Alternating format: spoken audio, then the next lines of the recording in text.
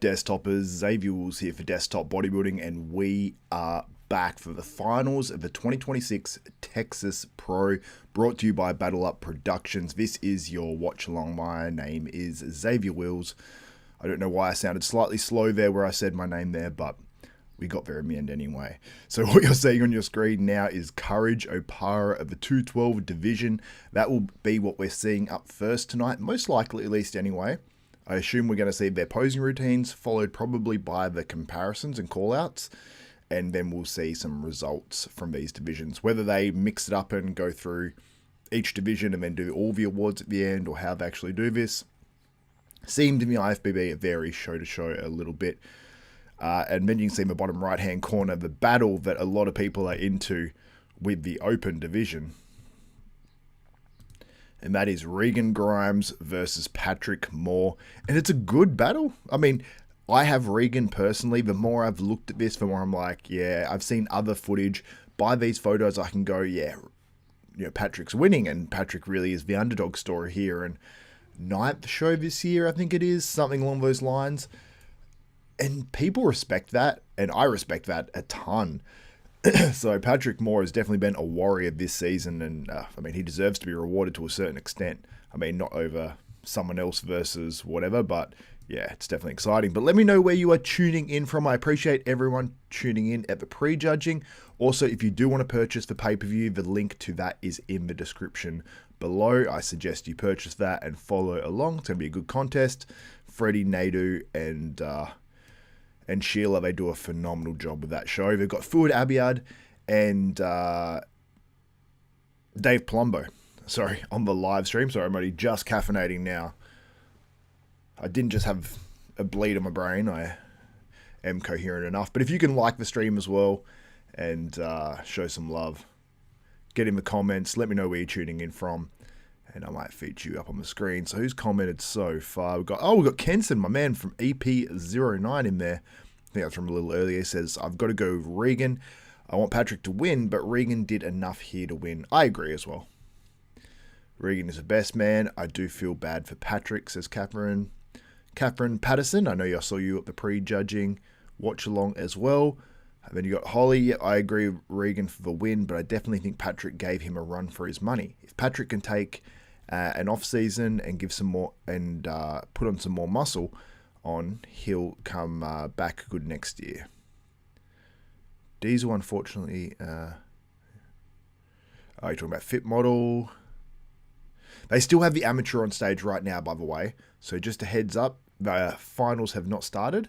It was scheduled to start about 8 minutes ago, but that's fine. I mean, I wasn't expecting it necessarily to be all finished up. Let me check to make sure it is the amateur. Yeah, they're awarding awards here right now. Yep. Currently, we do have the amateur on stage right now.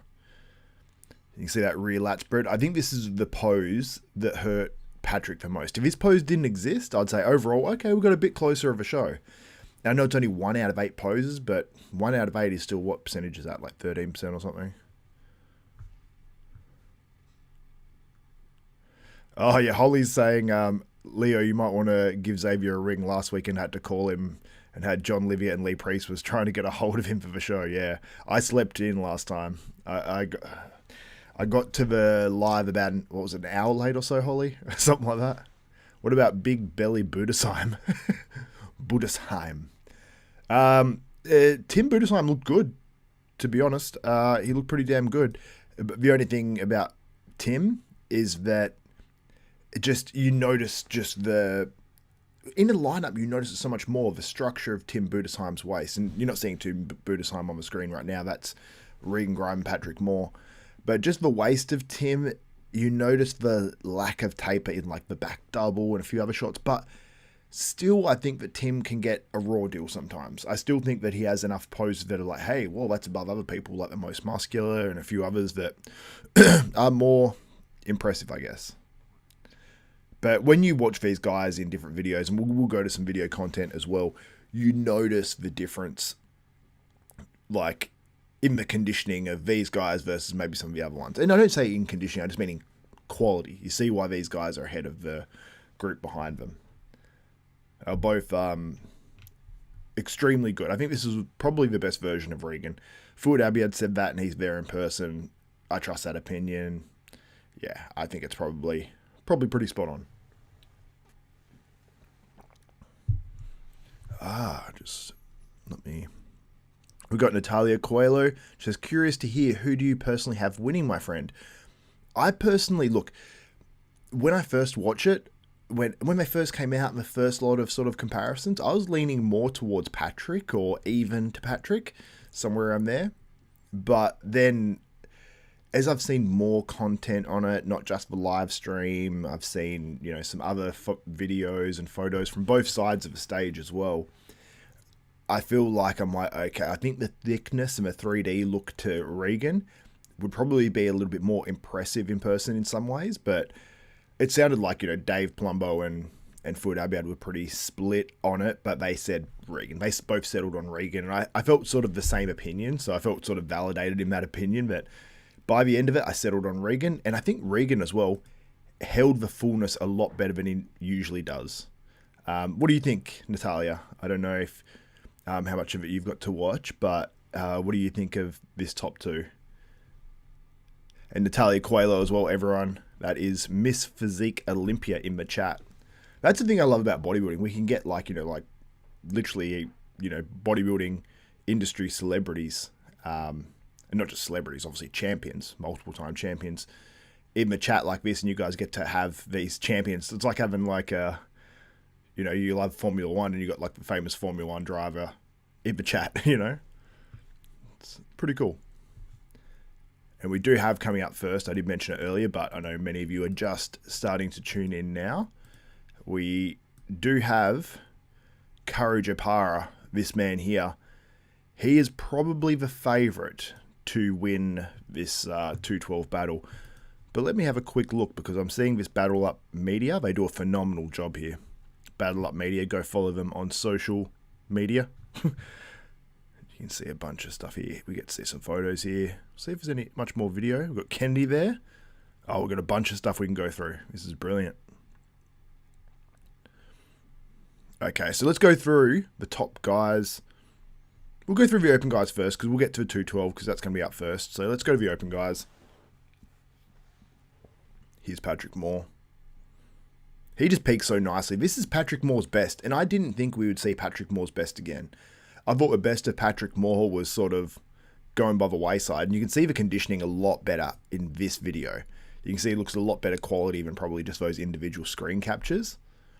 And the stream, when I was watching it, it does look different from when I do one screen capture, so you really got to watch it to get the idea of, you know, what it looks like.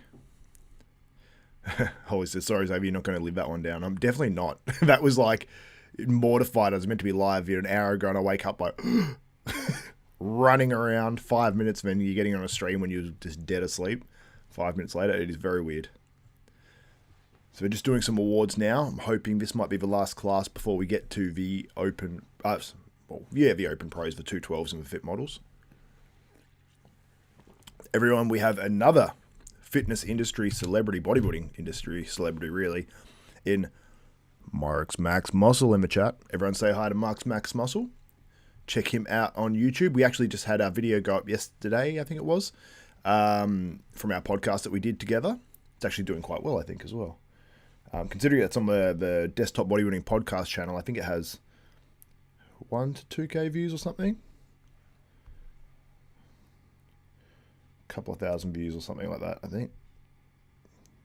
1.4k views, so it's probably got more than that, because I don't know if you've noticed, Mark, but when you get views on YouTube, if it says you've got 5,000 in a, whatever, 5 hours, just say, or 10 hours, generally you've got like, actually no, if it says like 3,000 in 4 hours, you've probably got 4,000 when you check the back end. It's just, they come through late, those views, it's weird.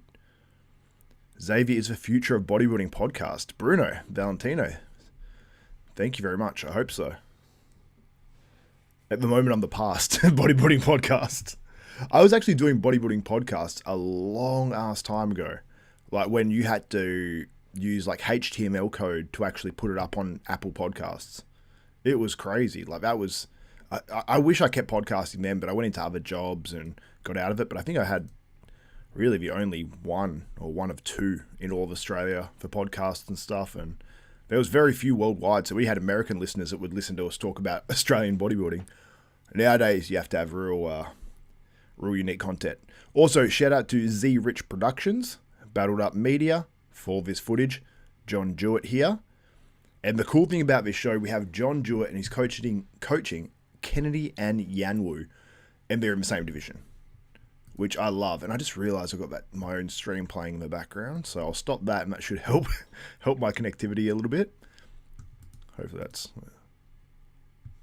Can I start playing again, or is that just... Did I freeze that somehow? It's not ideal. Let's go to Regan here. Oh, wait, I'll go to Kennedy first, because Kennedy really is versus his coach, John Jewett. They're battling it out the third position. So that should be interesting. I am intrigued, I am interested, and I'm looking forward to seeing where this plays out.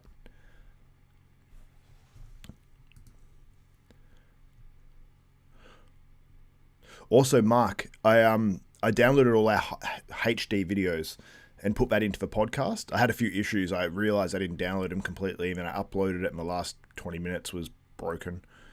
But I got the high quality video, and I realized you could see how much each person speaks, and I realized I speak too much in my podcasts.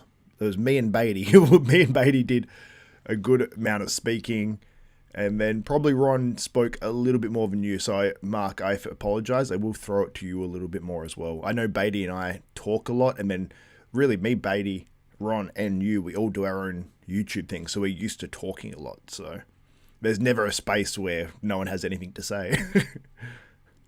I know what you are saying about the views. Takes a while to catch up. Yeah, it's weird. It makes me realize other channels, though, when you see them getting like, you know, a couple of thousand an hour sometimes, it's like, wow, that's probably like 3,000. not 2, you know, that they're actually getting. And if you are just joining the chat and the live, if you can give it a thumbs up, that would be greatly appreciated. It does help the algo a little bit. Try to beat those evil forces on YouTube, you know what I'm saying? You know what I'm saying? As Max Muscle would say. I heard a little sarcasm. I thought I meant to go JTEL. What did I do now? But I'm still here for your coverage. And wit. Oh, thank you. Yeah, you're still shots pale in comparison to the video footage. Yeah. Thank you very much, Holly. I just went back up and read that message. Appreciate it. I hope Lewis Breed gets fourth. I don't think he will. Based on the call-outs, I believe Lewis Breed was outside of that. They've got an overall title they're awarding right now, so I assume this is the very end of the amateurs, and now we're going to go to the 212 bodybuilding, I'm assuming. But let's get through some more of these competitors. But Kennedy definitely came back better this week. I was sort of like, yeah, he's a bit better, but he was definitely better. He was definitely better, but there's still another level, I think, for Kennedy to go to. But he should be encouraged for sure. As Lewis Breed was mentioned, here he is, looking very good again.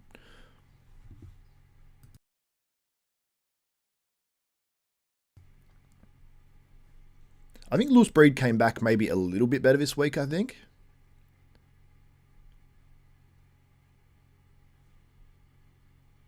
Just watch him go through.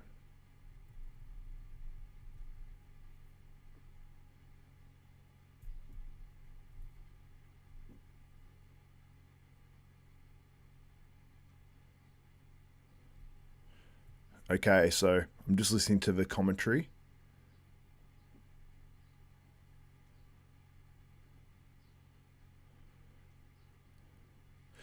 That was super confusing.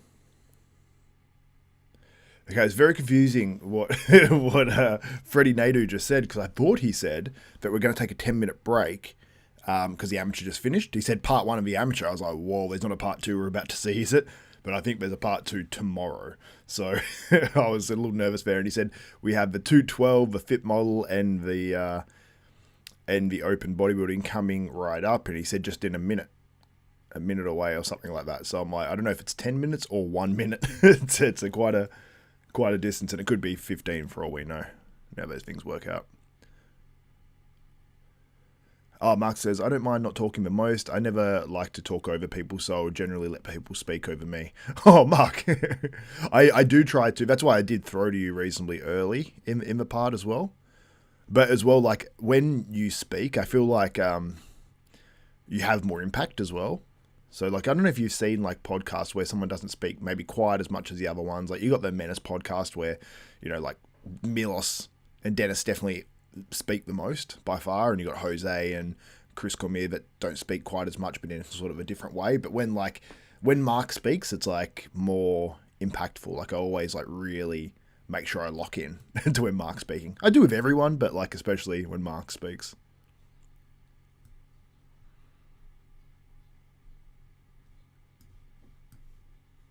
And because I think like, well, actually I respect everyone's opinion. Like everyone I had on the other day, like I respect Beatty because I feel like me and Beatty generally have pretty similar opinions, and so you're obviously always going to think people are right but actually agree with you, you know.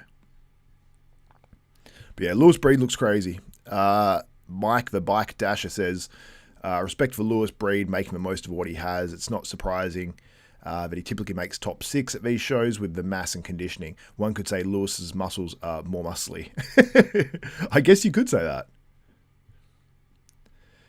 Who cares about striated glutes? You definitely watch Mark's Max Muscle. Mark giving a shout out to Natalia Coelho if she's still in here. But you see Tim Budesheim there on stage. As I mentioned before, Battle Up Media. There is a pay-per-view as well. And the show has not started as yet. It is probably about 5-10 minutes away. So you can get your card out and go to the link in the description and purchase that pay-per-view if your heart so desires. And you can see Tim there. Like, I look at these shots individually and I'm like, yep. Yeah, not bad. I mean, the rear lat, I need to see that in the lineup again to see how that measures up. But that rear double, you're like, yeah, it's pretty meaty. It's not perfect, but in a lineup, it does get eaten a little bit. Mark says, I'm a good guest, but not a good host. Hey, man, know your strengths. Like, I think you're an awesome guest. I've actually, like, thought of the idea before, Mark, where I'm like, I feel like you and me doing, like, I've seen some other industries. Like, I suppose you see it in our industry where you see some people do, like, a 2-man podcast as well. What's up, Jeremy Janwinski? Is that right? Yazwinski. Is it Yaz or Jazz? Is it pronounced with a H or a J? I know I've probably asked you that 10 times before.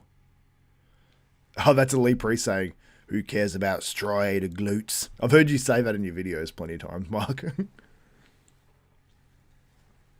I'm pretty sure you've said it. That's a Lee Priest saying.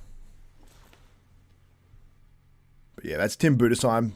Big boy, but looks like he's falling in that 7 to 8 range. Which is not bad. It's a good lineup, so it's not like a super negative or anything like that. And that's, I think there's a couple photos here of the top guys as well. Got some Regan action here. Patrick Moore action as well.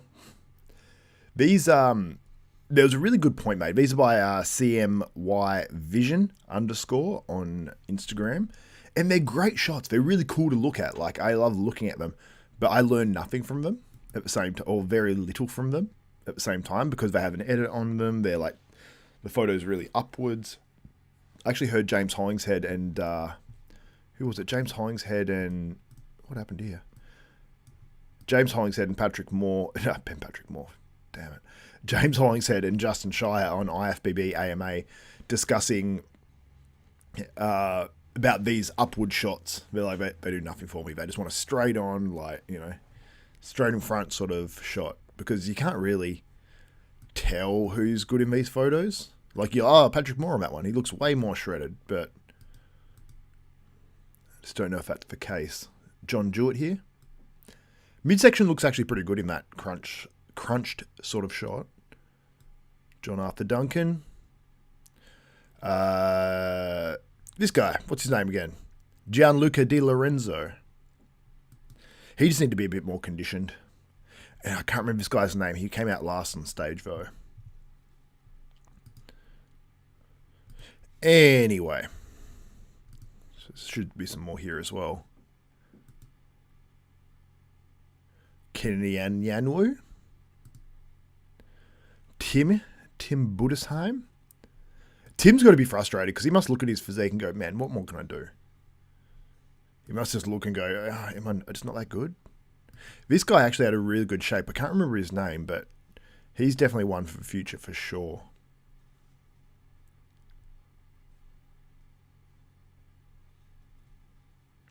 Jeremy says, how does Regan make 0 changes in 7 years? I swear he makes no progress at all. Now, I do want to try to find some of this video because there was a bit of video out there, not from a stream, but Regan actually, I will say, I thought he looked pretty impressive. Did I go to Regan already or have I not? Have I opened up this video? And at different stages, like he looked better. Like I felt like he actually, this time around, looked better at the end of prejudging. And there's a certain level of thickness there. Like I don't think that, like I think he is considerably bigger than he was, when he did it was 8 years ago, he did the classic physique. So he was much, much smaller then. But I do know what you're saying. Like we all hope for these high levels from Regan where he's, contending for an Olympia because he probably can get there. Has a few issues like front double bicep, like the biceps don't like pop, but these back shots, like these are the best I think I've ever seen these shots. Like they're always a good angle for Regan, but there's definitely a bit more meat there. That sounds sus again. People making comments on how everything I say sounds sus, which is probably true. Tim Bootyshine says, Afakacy? That's a dangerous name you've got there, Afakacy. Hamar? Afakacy Hamar. That's a dangerous name to say out loud too many times. Regan's a little bit bigger overall, but you'd expect more noticeable changes if he had the eye of the tiger. You know what? It's been suggested a lot that maybe Regan,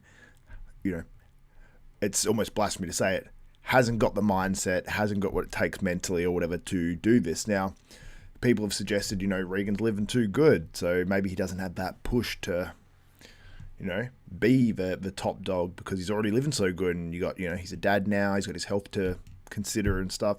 And there's nothing wrong with that, per se, but people find that hard to support. But he has said that he's worked really hard for that, and how could we exactly say, oh no, Regan, we know what you're like, buddy. We know you don't push it all the way. Because I've heard things from Milos say like, there was someone, offered free posing at the gym and was like a posing expert after one of his workouts, and he's just like, oh no, I just want to go home. And things like that. So it sort of just makes you think, and just like things that have, Jay Cutler has said, and other people like, he just wants to, if he lived with Regan, he reckoned he could, win an Olympia. Now, I don't know if that's been said or not, but yeah. Oh, apparently 60 seconds, we have a start. We will have finals, so we will get to the 212 in just a moment. Good times ahead. I can consider, I encourage you guys, the show for the finals is not started yet. The link is in the description if you want to purchase the pay-per-view and watch along and see what happens. See if Regan or Patrick win this contest. This footage you're seeing on the screen right now, you can see it's courtesy of Z Rich Productions and Battle Up Media. But let's go to, where's that? The 212 fellas. Down here, I think. So we saw Courage at the very start, but I will circle back to him. This is Marco Ruiz, also in contention to win. And when I look at these individually, I would say Marco Ruiz is probably the guy I would have winning, or I'd have it very close if I didn't see the stream, because I'm like, oh, that's too conditioned, still looks aesthetic, all that. It's a different level when you look at Courage Opara. Courage Opara, when you see him, and I'll show him next, he's just got this, as Ian Valier would say, and this has been stuck in my head, that je ne sais quoi, where it's like he's just got that It's the roundness, like as he poses, and roundness you don't necessarily see it until someone hits the shot, and you can see that sort of 3D look where the muscle changes and whatnot. And sort of the opposite of what Regan does when he hits a front double, because he goes up into it and you're expecting the biceps to go peak up, and then sort of nothing happens. Sometimes that's a little bit like some guys, and other guys are like the complete opposite of that. And yeah, he's definitely Courage Opara is definitely the opposite of that. He pops, you know, very round. All right, let me get to your comments. Jeremy says, Regan almost as handsome as Xavier, no homo. Oh, thank you. But we all know that Regan doesn't hold a candle to me. No, I'm joking. I'm joking. Regan's obviously a very, very good-looking lad. This show is for 15th place at the O. Oh, Brandon Morell. Savage. Yeah, as far as life success, he has nothing to prove to us. As great as it would be for him to capitalize on his genetic potential, I can respect that too. 100%. Dude is living good. Who wouldn't want to have Regan's career? And he could stay small if he wanted. He could say, F open bodybuilding. Everyone's negative to me, you know, about this stuff. And he's such a positive guy. He doesn't lash back out at us. Or when I say us, I'm like, you know, the media or anything like that. And he's always super... He's jumped on these live streams and commented before. Nicest dude. Like, I'd love to nail him down for an interview, but yeah. Great to see Patrick doing well again, 100%. Legs look improved. They do. Never thought that would happen.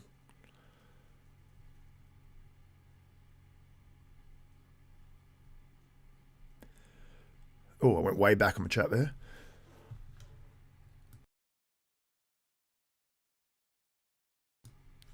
Yeah, that's Marco Ruiz, and I'll quickly head over to Courage Opara so you can just quickly see. Maybe you can see the difference. There are some shots that Marco wins, no doubt, but I have it like 6-2, 5-3, sort of, in terms of if you're going pose head-to-head. And some of those poses, Courage wins by more. Like the front double, and you see those transitions? Like he locks down into it. He's classic in the 212, and he's not so far behind Marco Ruiz in terms of conditioning. Definitely not in terms of muscle. He's got the same level of muscle. And I think the shape and the flow and the pop outweighs the bit extra in conditioning, because he's not bad in terms of condition. This is sort of where Courage falls down a little bit, but Marco isn't good enough to dominate him. The back double is probably the weakness for Courage, because the rear lat spread's pretty fine. Just the back shots in general, though, aren't the best for Courage. But everything else like that, look at that. Like, what I'm saying is, that most muscular, when he hits it, everything changes. Just looks so damn good. So just have the national anthem. So we have the bodybuilders about to come out, the 212.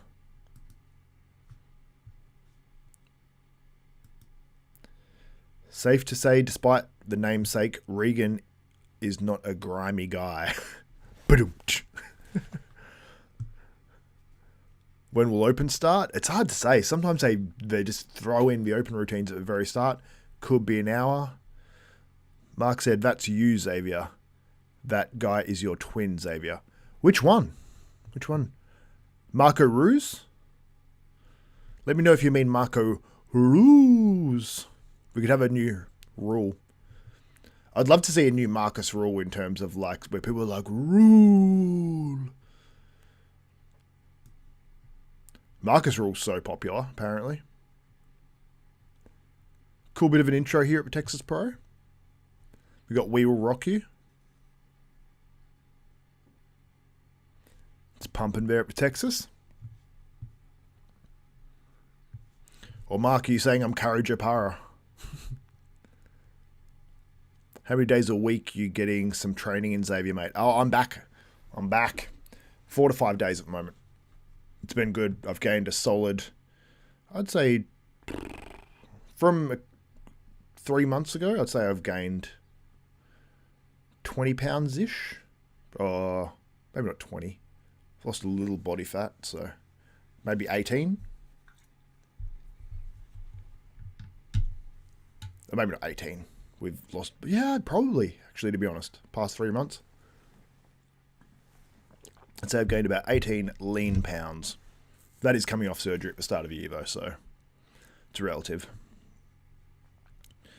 Anyway, this isn't about me.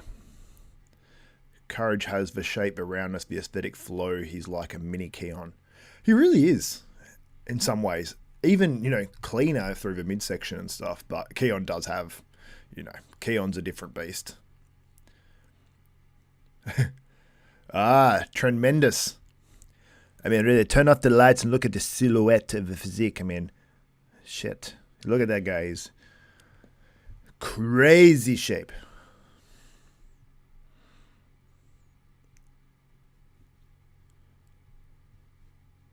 More like replacement. Oh, is it Trend Demon? You think Regan just puts no effort into bodybuilding? Lol, he's asking that to Holly. I think with Regan, everyone's just kind of like either crap off the pot. Like Patrick, you can tell he's put in a lot of hard work. Yeah, we just never know, But I know what you're saying. I do get the impression. I'm like, come on, like Regan, I just want you to go hard,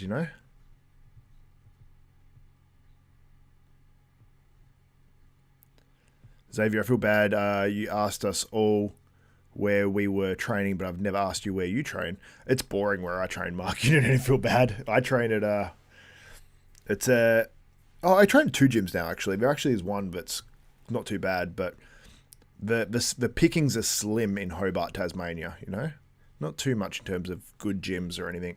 But I train at somewhere called Zap, and then I also train somewhere called, it's a place in the city. But they actually have really cool stuff like free infrared saunas, recovery room, all that stuff. Ice plunge. I haven't done that yet in that gym, but I want to get in there actually this week and do the saunas and all that sort of stuff.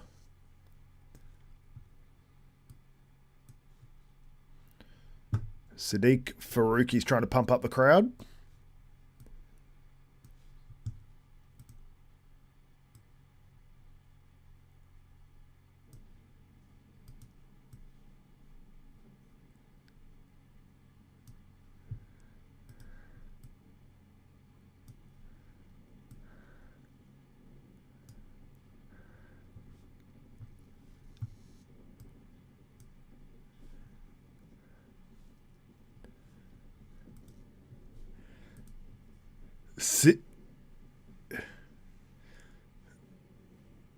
Sid Faruqi's going so hard asking everyone if they're ready, like 30 times. Are you ready? Are you ready? Are you ready? Are you ready? He's going so hard. Sid is on one. Okay, 212 is on now. They are coming out.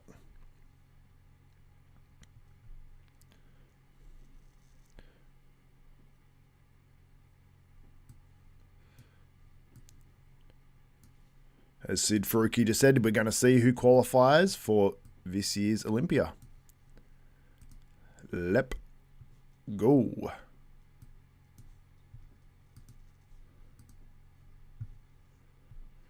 Fuad just said, look at these notes. And then Dave Plumbo said, you have the cheat sheet right there. So has Fuad got the prejudging scores in advance? That's what I'm wondering. So we're doing some of the last call-outs first. Makes sense, makes sense. I've got it so I can see your comments at the same time now. A bit easier. So, essentially, 2/3 of you, 66% have Regan Grimes winning and 34% have Patrick Moore winning.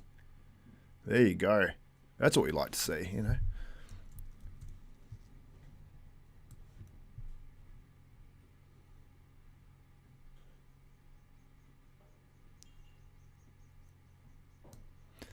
And you can hear Dave Palumbo and Fuad really talking these guys up in person in terms of how everyone's looking. And it's not just, they're not just saying it like Dave's saying, this 212 class is way more competitive than I expected.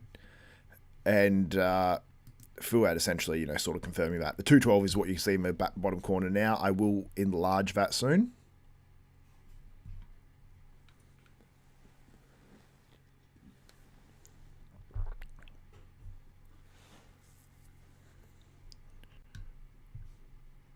All right, yeah, so nearly 250 votes in there. And yeah, basically 2/3 have Regan.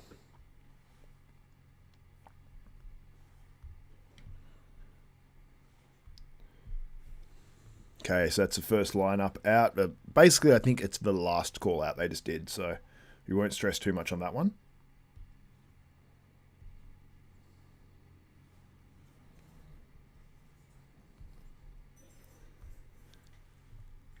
Okay.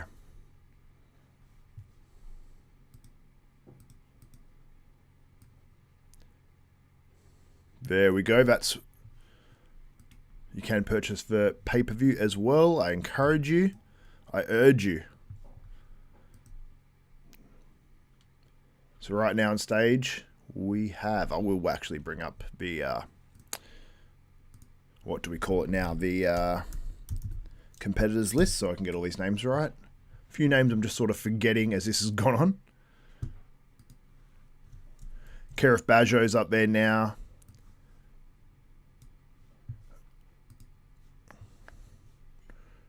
Bring up that competitors list. We've got Muhammad Mbabe. I'll show you Muhammad Mbabe. He looks really good. So you can see there, that guy on the left there, next to Kerif Bajo is Muhammad Mbabe, and then you got Kerif Bajo. So I think they're battling for 5th place, I believe, and I think we're going to have a top 4 call out, I think, or a top 3 call out. So they're either battling for 4th or 5th. So, or they might be even battling for 3rd, actually. No, I think there's... I'm trying to think who is left. There's Marco Ruz, there's Courage Opara. No, there's more guys. This is down to about 10th.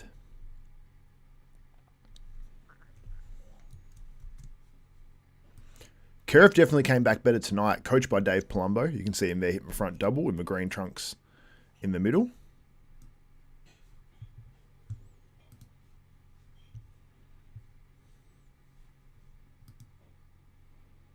See, most muscular there. It's a little bit zoomed out of the view, so. Jason Herbert there on the right. I haven't seen him in quite a while, but he's a good competitor. He did the Indy Pro years ago. Muhammad Mbabe. And we got, what was this guy's name? This guy's name was, I think it's Nicholas Brassard, I'm pretty sure, there on the left. All right, we've got our top 4 call out on stage now. This will be probably the last call out. We have, so I'll just get a screen capture. I'll wait till a screen capture comes up to read you the names.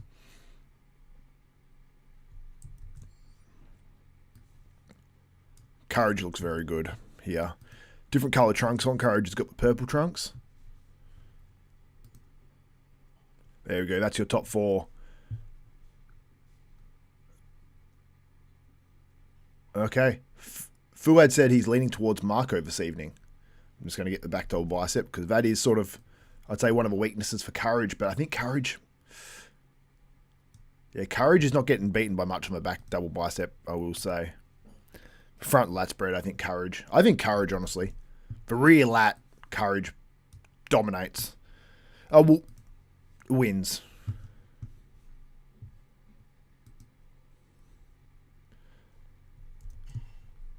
Side tricep is so easily Courage's. Dave Palumbo and Fuad agree.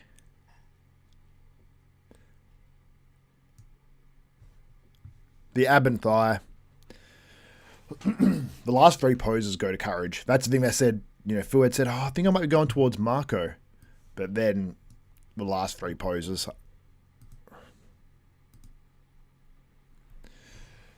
Palumbo and Fuad are basically arguing about this decision. So it seems like Fuad's leaning towards Marco Ruz and Palumbo's leaning towards Courage. And Palumbo's like, he said, what do you want? Do you want aesthetics or do you want...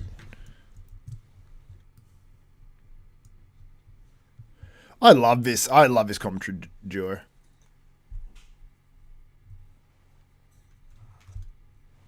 They might be betting on this.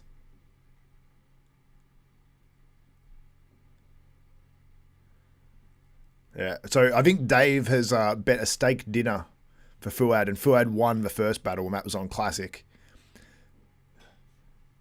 So they're doing double or nothing. So this is Fuad Abiad and Dave Palumbo. I got the worst. I won't show that for too long, Dave. That's a horrible screen capture I got of him. My God, I'm sorry, Dave. I couldn't have done it any worse, you know. Oh, it's a cool angle. It's a cool camera angle. Got them like a close-up side one as they come out for their posing routines. It's been very underutilized, any sort of side camera angle. I haven't seen one through the whole stream. We've got Juan Elaman out now. This guy, had he come in a little bit more conditioned, he could have been the winner of his show. Honestly, he's very good shape. I think he just missed his peak a little bit here. I believe this guy is from Mexico as well. Great physique. I'll get a couple of screen captures of him in a second. He's just on the left there on the screen. Let me just make sure I'm getting his name right. Juan Elaman. Juan. Yeah, it just needs that bit more crispness, a little bit from the back.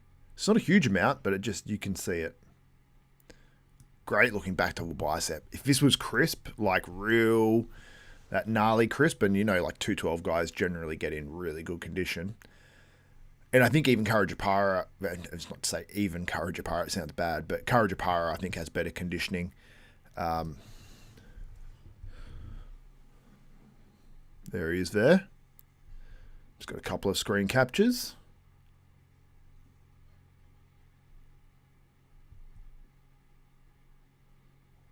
Nice side chest there.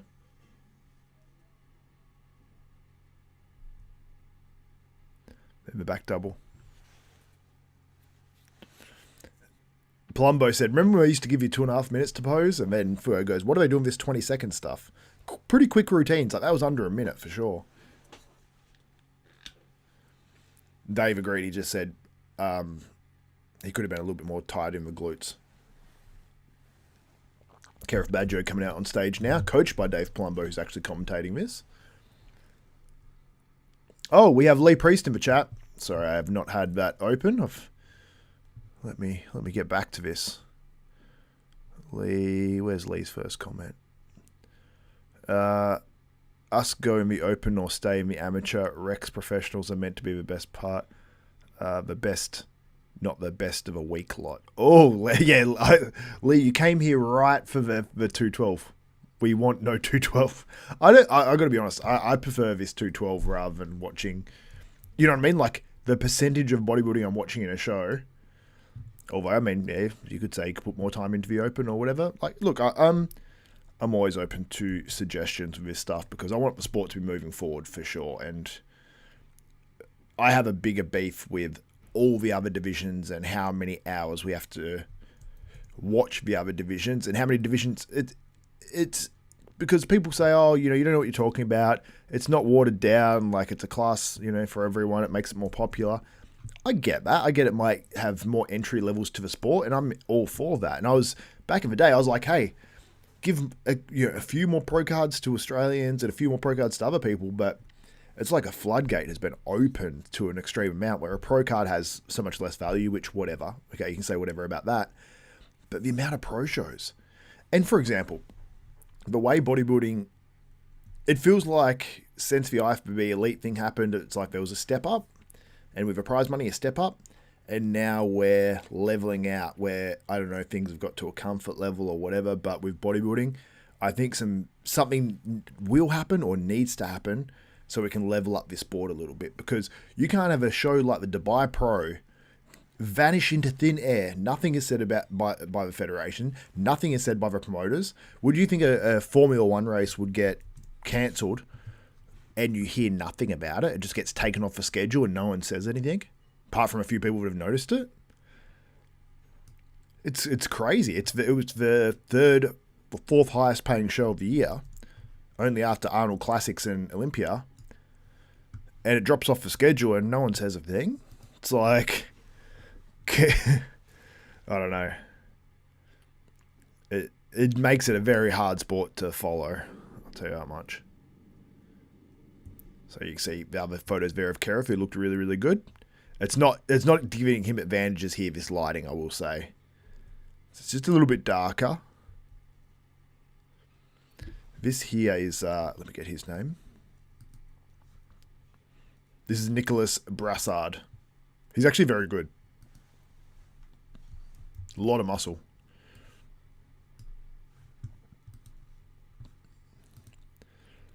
If we could repurpose the two, if we didn't want 212,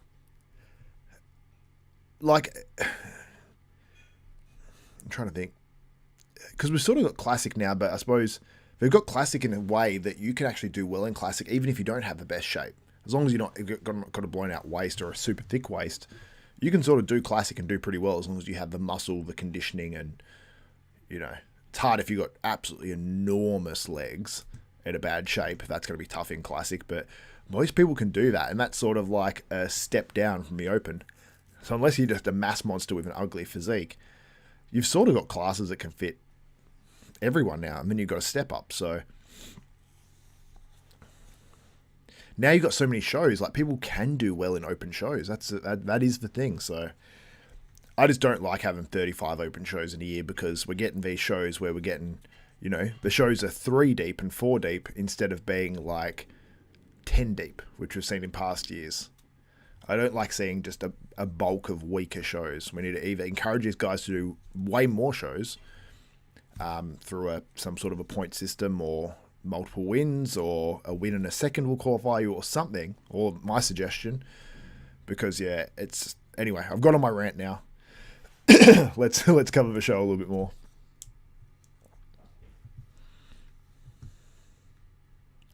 Okay, let me get back to your comments.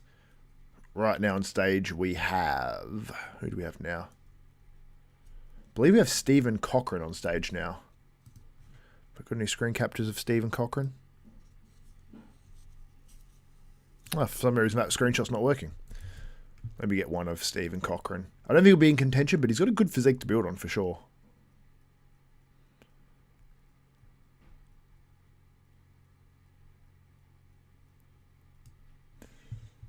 I just heard Dave and Fuad talking. They said, you might have to move up to the Open, so not sure what that's in. Maybe he's a bit taller and not close to the cap or whatever, I don't know. We got Christos from Australia. Says, good day, Xavier. Appreciate the live stream. Appreciate you joining, man. Appreciate it very much. Of course, they can have reigning champions of a 212, because only 1 or 2 of them should have their pro cards, and the rest of shit. So it's easy for one good one to reign. Yeah, one good one to reign. Yeah, it's look, I don't think they're crap. Like, they're definitely not crap if they're outside the top 2, because then you got like Nihat Kaya and a bunch of those guys who could beat open guys in open pro shows. And then Lee will obviously say, then why not do the Open then? What I think, if we had if we continue to keep the 212, and some people might not like this, but once you become 212 Olympia champion, you no longer can do 212. Or maybe no longer can do 212. You no longer can do the 212 Olympia. You win one and you're done. Because if you can win the 212 Olympia, you can compete in the Open Olympia. That's my opinion. And if you get a guy, maybe give them an open qualification for the Olympia next year if they win the 212. So they can have a year to move into the Open if they so desire for the Open Olympia. And that's an auto qualification for the next year if you're a 212 champion. I think that would be all right. Like, then you're sort of excited to see, okay, how will he match it in the Open next year? It adds a certain level of excitement rather than just we can get multiple time champions over and over, which I don't mind. You know what I mean? It's like you're sort of looking for that champion to get knocked off. But, yeah. This is the guy that looks a bit like Baruz, whose name I love. What is his name? Mbaby, I think his last name. Muhammad Mbaby. It's probably Mbaby, but Mbaby sounds good. From Egypt. And he does look like a mini Beirut.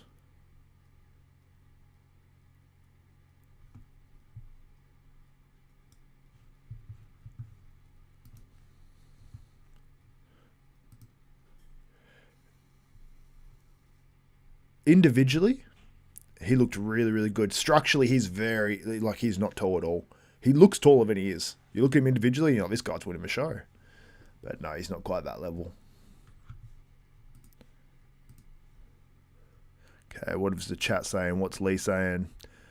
Open would be more exciting. You'd have more people not holding themselves back in 212 or even classic. Make it where pros look like pros because we were at the best. And trophy bullshit. That's what is so great about Lee. He didn't hold back. Gave it to Wayne D'Amelia. Yeah. Yeah, that's the cool thing. I love when Lee, was it when you pulled out the letter at a press conference?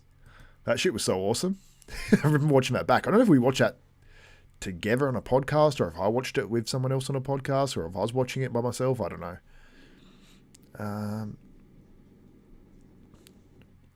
Baby, yeah, baby. I think it's spelled E-M then baby. They give out far too many cards these days. I don't want to sound like a old man get off my lawn, but yeah, it's just I like the prestige of it. Like if you're a pro, like boxing pro is sort of the same. Like you can, I think that it's a bit more easier barrier to entry, but yeah.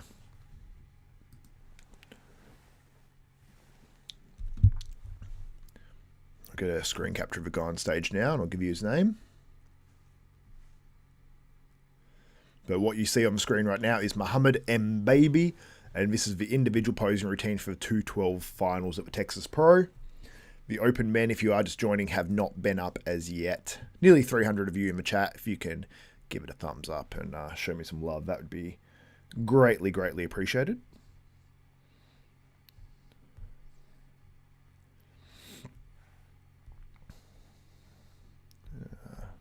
Sorry guys, just checking one thing.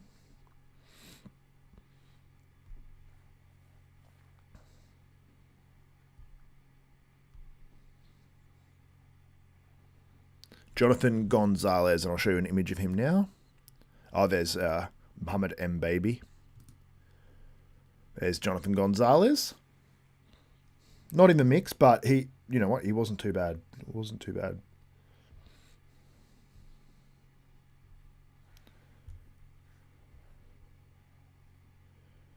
What's going on with this?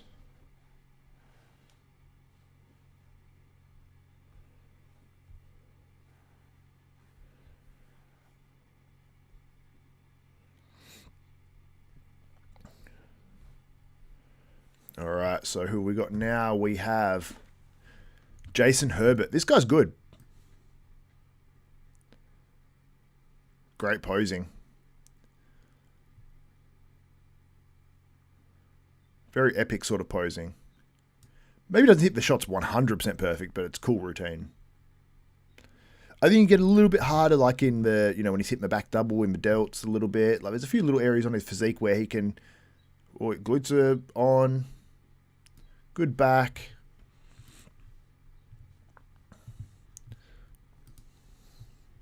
This is Jason Herbert here. Lee, he's a man of your ilk. He has the pretty big back tattoo.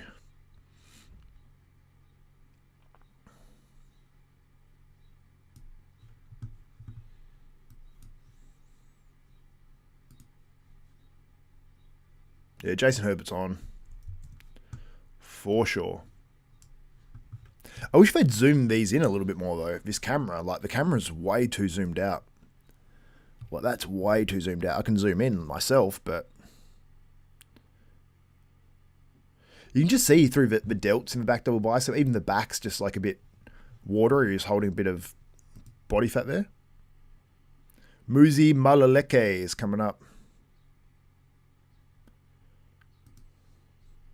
And there's Jason Herbert.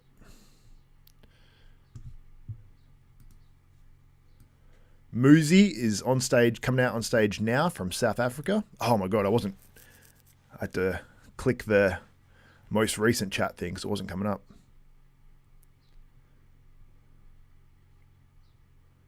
What's everyone say?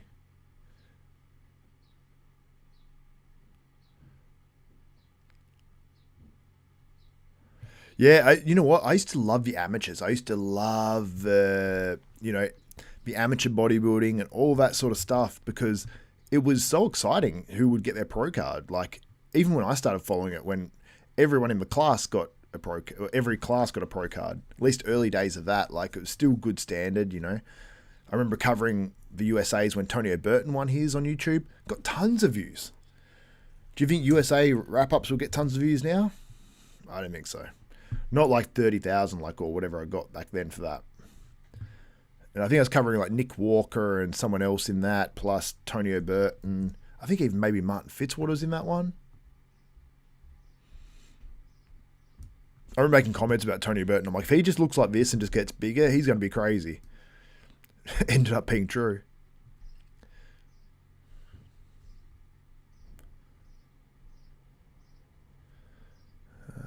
Lee Priest just dropping absolute knowledge bombs in the chat. Me, my cousin, my uncle, my wife's boyfriend, my dad, my grandpa are all pros. My grandma is going to be the first fit model Olympia champion. She worked out for 2 weeks and has already won 8 shows. Let's not be too... Let's not go too hard now. Courage Opara is coming out now. I honestly don't mind the divisions. It's just, can we have a bit of distinction between things? And I think that's what Lee would like too. Like, he's like, you know, do fit model, but leave it in the amateurs. And I do understand that testament. And it's... Yeah, I try not to be an old man, get off my lawn, but you definitely got to feel like that sometimes. Like, come on. This is Moozy, who was just on stage. Very conditioned, very thick. Pretty gnarly, to be honest.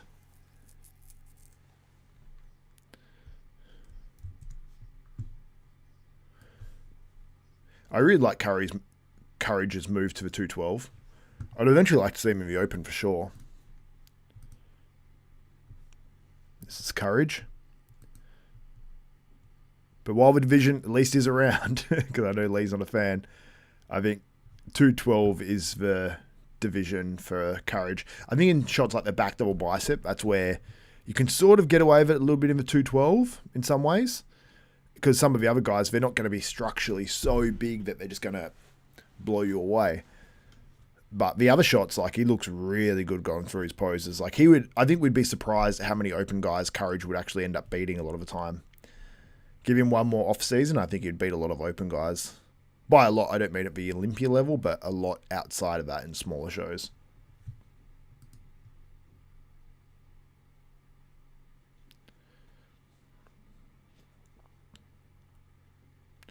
Top 4 really broad, it says Chris. Whoa, the rest of your name is huge. I'm going to call you Chris. Top 4 really broad at Patrick, Regan, Ken, and John. Yeah, it's a good top 4. I like it. 285 in the chat and only 75 likes. Don't forget to hit the thumbs up. Thank you, Christos, my man. Much appreciated. Lee, but why should it be 212? Why not 202? Why not 220? Who picks the arbitrary weight caps? I think, well, they had 202, but they wanted the division to advance. But then it's sort of like it bleeds into open a little bit in a way, I guess. So, yeah, 212 is a tough one.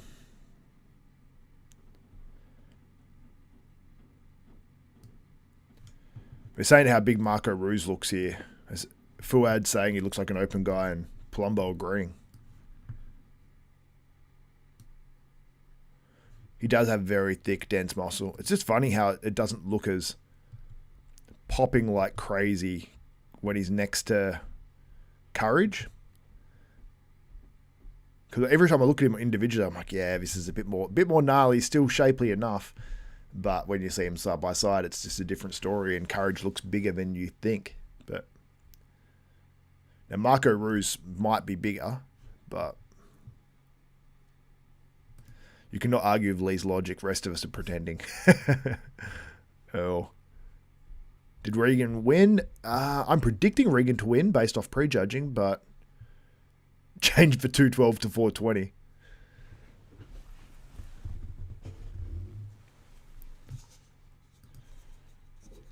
Wait, actually, I don't want to. This is fully legal, by the way.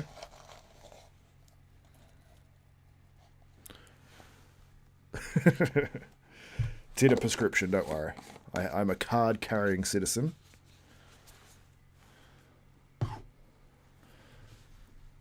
The 420 class would be great. Me and Mark's Max Muscle could compete in it.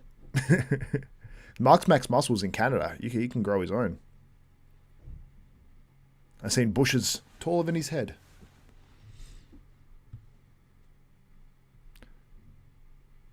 Go play with the Giants like I did. This is from Lee Priest. And cut them down. Don't be a 212 guy playing with Snow White and dwarfs in the background.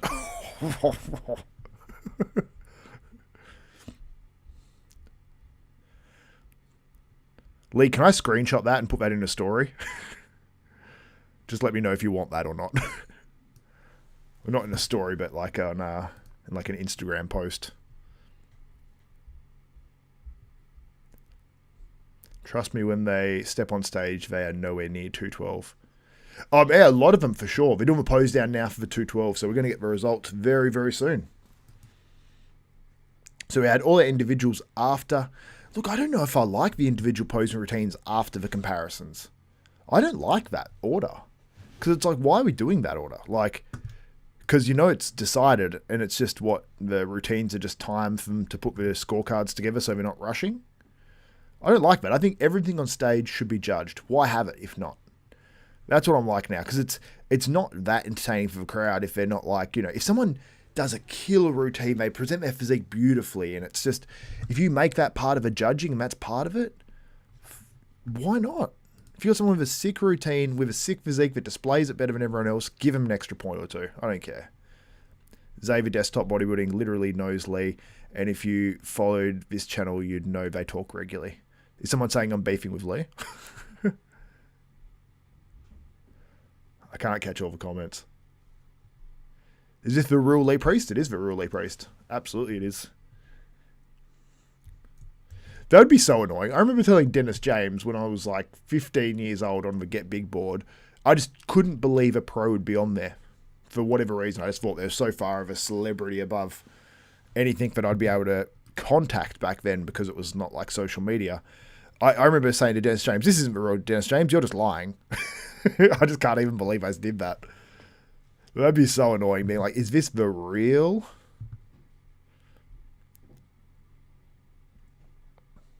Lee Priest, this is a good time to do some promotion. Lee Priest and I do a podcast together on ifbbama.org. You can check it out on YouTube and also check it out on ifbbama.org. They've got tons of great people on there, so make sure you check that out. Oh, Lee, I can't. I don't even know if I can feature that. The point system is okay in case somebody keeps winning shows and somebody keeps getting runner-up to me. Give a runner-up guy qualification if a guy winning the show has 1, 2, or 3. You know what, Lee? That's the same opinion of Bob Ciccarello. The bump system, he calls it, which I don't mind.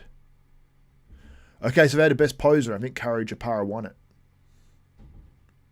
Yeah, he won the posing award here in the 212. I don't know what that gets him exactly in terms of prize money. Gets a nice medal, gets a plaque. Shout out to Courage Opara.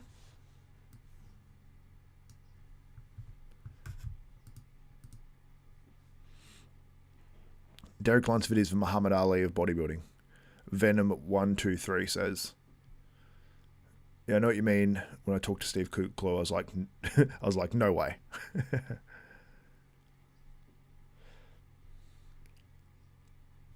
Lee Haney is the Jordan of bodybuilding. Yeah, for sure. And Phil Heath is like the LeBron or something. Oh, is Ronnie Coleman like? What's Ronnie Coleman? Is Ronnie Coleman? Ronnie Coleman's probably. I feel like Ronnie Coleman's more Jordan. And then you say Phil Heath's like LeBron. But who's Lee Haney? Is Lee Haney Wilt Chamberlain? Or is he like, I don't know. Or is he like Oscar Robertson? You know, just tons of championships. Yeah, apparently Sean Clarita supported this 212 class as well, actually being at the Texas Pro, because if I was going to drop the 212 for Texas Pro, which I'm sure Lee would have been in support of. But Sean Clarita put his own money up, I believe. Kerif Bajo gets 5th.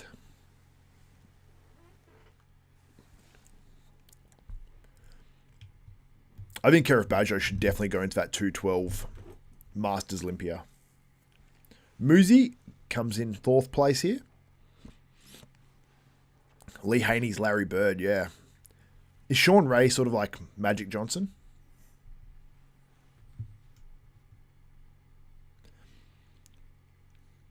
Oh, wait, who's Lee in basketball terms? Muhammad Aleman gets 3rd place. Kerif 5th, WTF, yeah. I think with Kerif in this show, I can see it. He just looked a little bit outsized, but he could have been 4th for sure. He could have been 3rd even. I think 3rd to 5th was very close. And I think the top 2 is very close. I think really the whole top 5 is close, to be honest. Like, it's not a big... In the 212, it's not a big difference. Marco Ruse gets 2nd. I predicted it correctly. Courage Opara wins.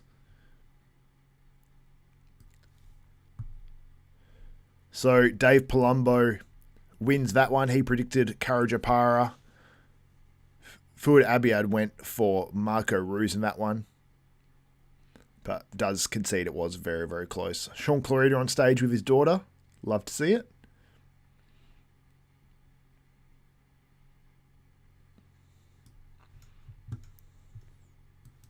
There's a couple of other men up there with Sean Clarita as well. I'm not sure who they are exactly, but...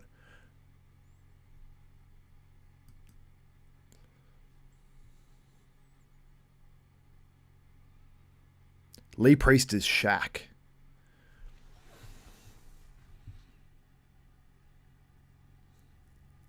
Trying to think. I don't want to just make Lee a white guy, you know? yeah, I can see Lee Priest as Shaq, actually.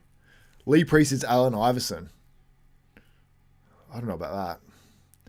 Larry from RX Muscle is literally streaming. Oh my god. Oh my god, he's gonna get banned, so. I'm surprised Larry hasn't lost his channel, if we're being completely honest. Oh, it's 11:11. I just looked at the time then. There you go. Is he really? That's horrendous if he's doing that. It's such undercutting too. It's undercutting bodybuilding. Honestly, like, I don't like it. Showing you image, I apologize.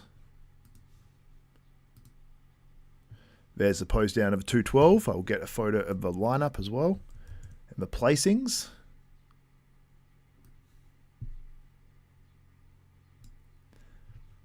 You can really see it on front double, just even the placings as well. There's Courage of winning that posing award.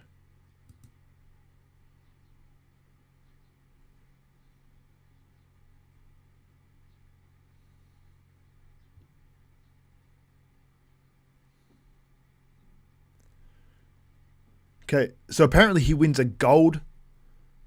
gold-plated linear T-bar row from winning this show. So he's won some training equipment too. I think he's won like 10K. This is a nice 212 show to win, especially compared to most of them. So I said Leo, so I didn't quite get the brand name. I apologize. But yeah, he's got some equipment. He's got 10K. Sean Clarita and all those guys chipping in for it, which is good. I like to see it. You know, if there's a demand for it and people want to see it, I appreciate it.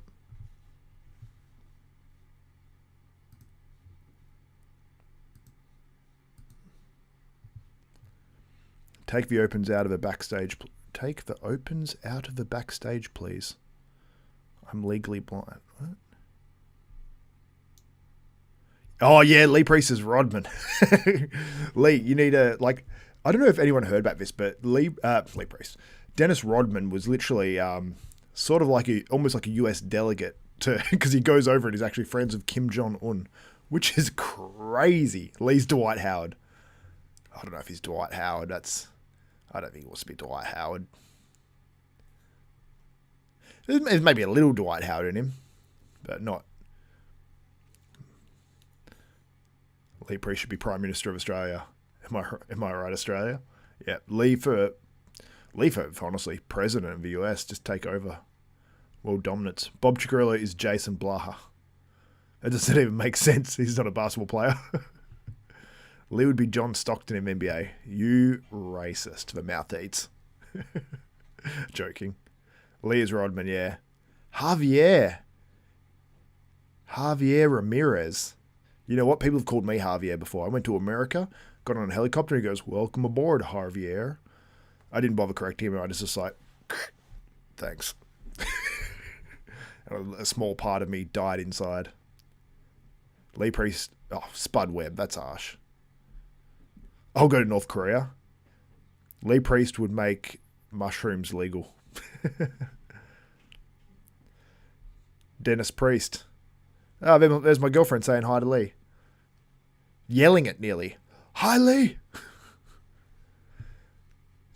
So Courage Opara, you got like, a bag, you got a nice trophy, you got 10K, you got like a gold-plated T-bar row. What a random prize to win at a bodybuilding competition, especially if you don't train at home. But that's cool. You could sell it. Yeah, Lee Priest Goes to North Korea would be a great Netflix series. You could make a series out of that. Hanging with Kim Jong-un. Imagine if he's like a hardcore bodybuilding fan. Like, that could always happen. You could always have a president or someone who's a hardcore bodybuilding fan. They'd probably distance themselves, but from the sport, just based on what it is. But, You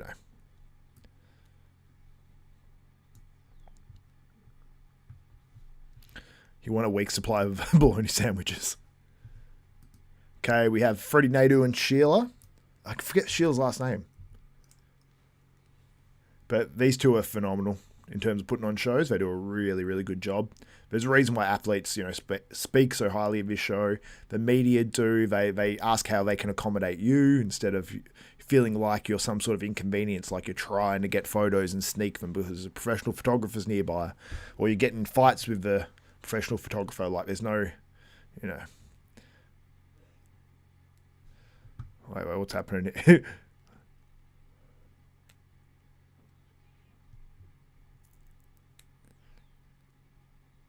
Lee.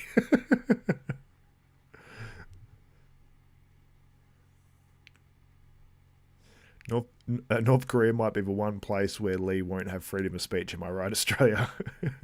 I tell you what. Well, we don't really have it in Australia, but, Courage trains at a 24-hour fitness Dallas. Does he really? Well, Lee trains at... What gym's that, Lee?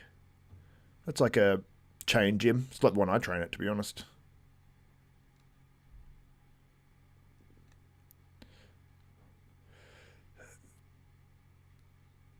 Okay, we got these people coming out.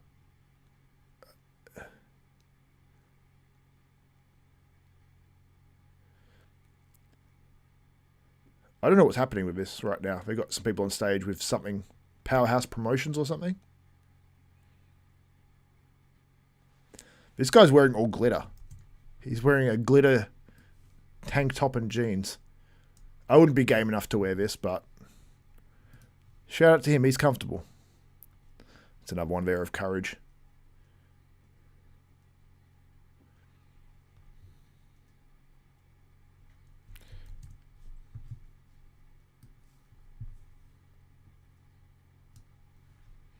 Oh, this is one of the sponsors. They said their coat. Whoa, I just whoa. When you say a word, it starts with "cun." I don't know which company I meant to say they're with, but he said with our coaching and with our products or something. So, but this what he's wearing is shining. It's like glitter everywhere. Yeah, Lee went to Russia. Do you have much video of that, Lee? That would actually be a cool podcast. I just thought of that. Like, imagine doing a podcast talking about your Russia trip with like a few videos connected. That could be cool if you're allowed to legally.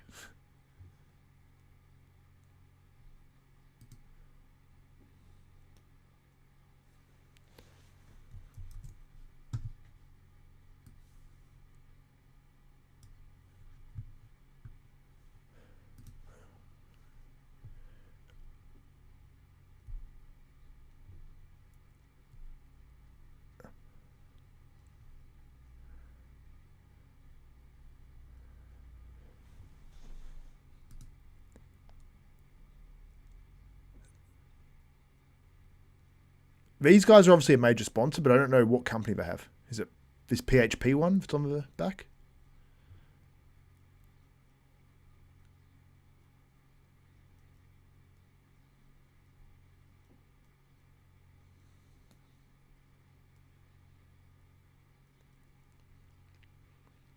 Okay. It's Powerhouse Productions. Oh. I said Power Up Productions. Now I'm saying Battle Up Production. I don't know what these people are. I don't know what's happening exactly. It sounds like they're sponsoring this event, I guess. Supporting it somehow financially. I'm confused how their support is helping this show a little bit. Talking like their family. I don't know what's happening. Okay, so they'll be back soon. I feel really bad, but I don't know what these people did. I'm confused. I'm sure they're lovely people, but I'm so confused at what's happening.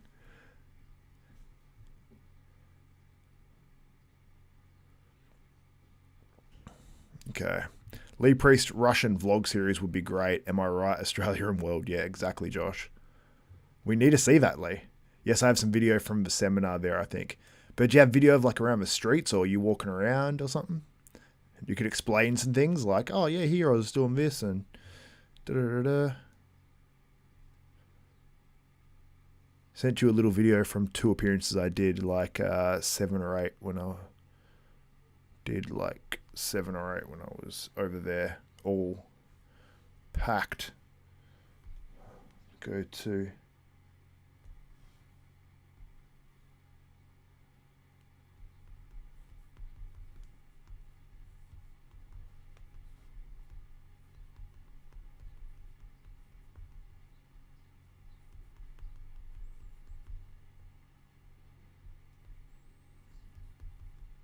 I just have to write back to Ken. I've got Kenson there and Lee Priest. I'm having a look. Oh, please don't. Got to make sure that doesn't connect to my headphones because that would be bad. Real bad. I was watching this video here. Oh, can't have that music either. Oh, that's a big seminar, hey? What I want to see, though, is I want to see Lee Priest walking around the streets of Russia. Oh, this is pretty cool. But yeah, we need some stuff like around the streets. Some of this footage is good. People like I was wearing a Russian shirt with the victory emblems on the sleeve. So you were. Xavier, sorry, off topic. Looking to visit Tassie. Where are the good eatery areas in Launceston / Hobart? Ah, you are. You're visiting Tassie. Jeez, man, off the top of my head, I went to... Oh, I'm having blanks. Went to a place for my girlfriend's birthday, but it was very, very good, actually. It's sort of like a set menu, but she's like pescatarian, so she could have the pescatarian sort of set menu, and I had the meat eaters one. It was good. It's good. Let me get back to you. Stick around, Christos, or slide into my DMs. I'll give you some good eateries around there. Launceston, I honestly don't know, but they actually have a pretty good gym up in Launceston. It's actually massive. Nothing like that down in Hobart, which is weird. So, Fit Model is on stage now, by the way. So we the next division is open. So not too far away. There we go. We're back to having competitors on stage. On stage. I don't know why I said it like that.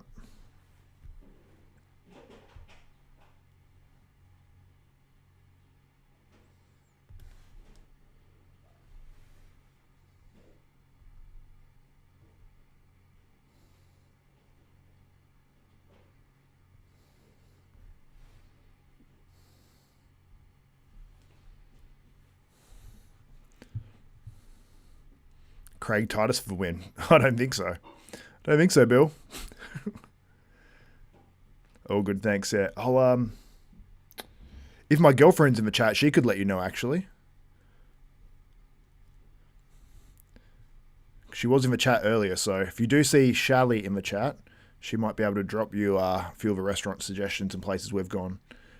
What food do you like? Do you like Asian?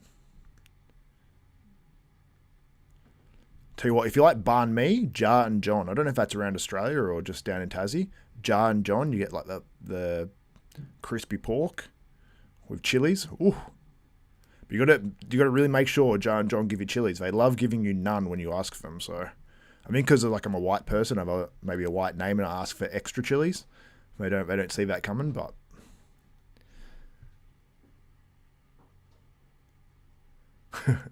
you guys are funny.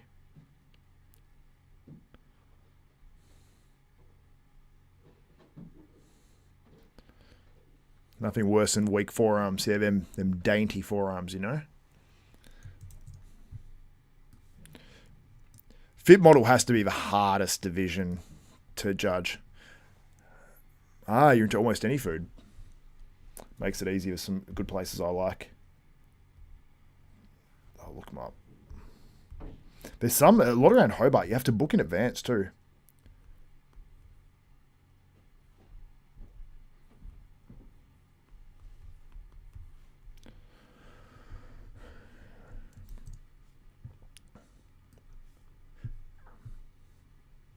Some girls have definitely worked their way up here as well. There's some that was looking like they were on the edge or outside the top 10.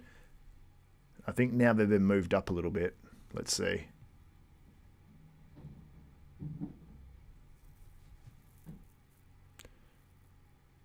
Oh yeah, Christos, you've got so many options in Melbourne for food. It's crazy.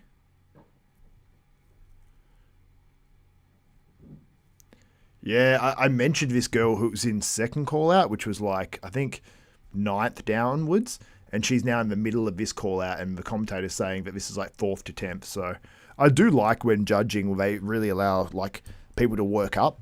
So, oh wait, next screenshot. This girl in the red in the middle, she looked like she was like, you know, being judged 9th downwards, and now it seems like she's definitely worked her way up. So what I'm going to do with this, because I don't think people are going to go, I wonder if they're going to do individual walkouts after this, because that doesn't really make sense apart from just to show the crowd what they all look like individually and to give them time on stage. But if they're doing their comparisons first, then I don't see why do an individual workout apart from to give time for them to work out scores. But top group's about to be on stage now, and then after this I will go to some IG stuff.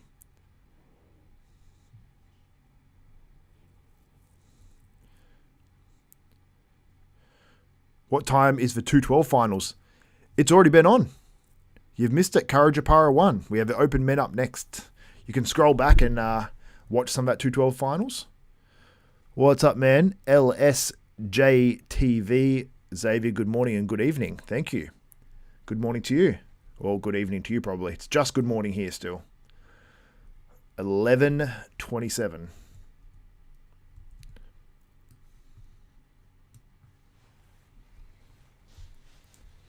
Restaurants in Hobart.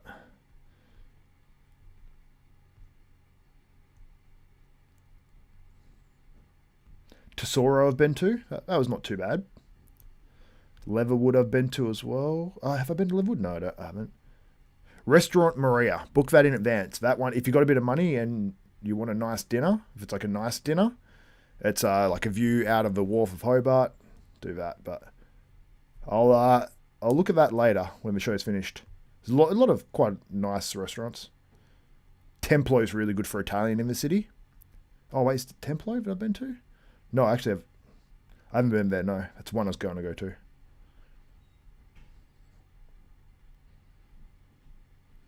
Landscape I've been to. That's an expensive sort of just modern Australian place. Bawa is Izakaya. That one's really good. I only been once, so ages ago. Yeah, some good places. All right, so we've all gone off stage. Sometimes some of those aren't loading, so unfortunately I don't have the top call out there, but let's shrink that down a little bit, go to the IG stuff and lock in on that.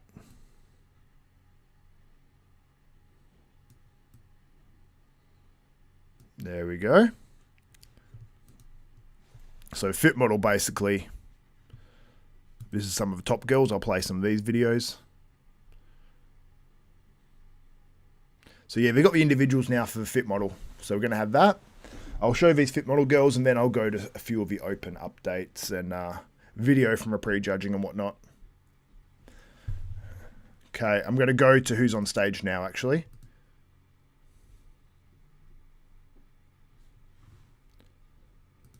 So her name is Mani Al-Saraf from the UK. She looked really good. She was actually probably my favourite to win this. But I don't know if she'll get the win. It seems like she's like 3rd, 4th by the call-outs, so...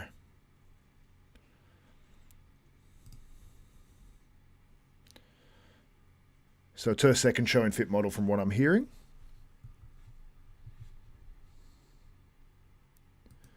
But yeah, Restaurant Maria Christos. That's a good one. I'll have a quick glance here.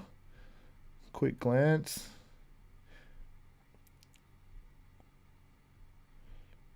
There's Vic. Is that the one I'm thinking of? No, it's not what I'm looking for. But you got like the Cascade Brewery as well, which is quite cool. Belverde I've been to, but I can't remember which one that is. I think I've been to Belverde, or I booked Belverde and didn't go or something. There's a Loft. Haven't been there myself. Wow, there's a lot of restaurants I haven't been to down here now. I'm looking at it. It's one I went to that was amazing, but it's closed down now. Urban Greek. That's one to go to. Go to Urban Greek. If you like Greek food, that is... They actually followed me on Instagram, which is random too, but... I think this is the girl that's on now. Emma Henderson, I think. Oh, wait. No, this is not actually who's on stage right now. Wow, same coloured suit, same colour hair. I think that was Maya, they said. Maya Dumke from Germany, that was. Now, this is Emma Henderson. Emma Henderson's on stage now. She's one in the middle, so she's one of the favourites to win this contest.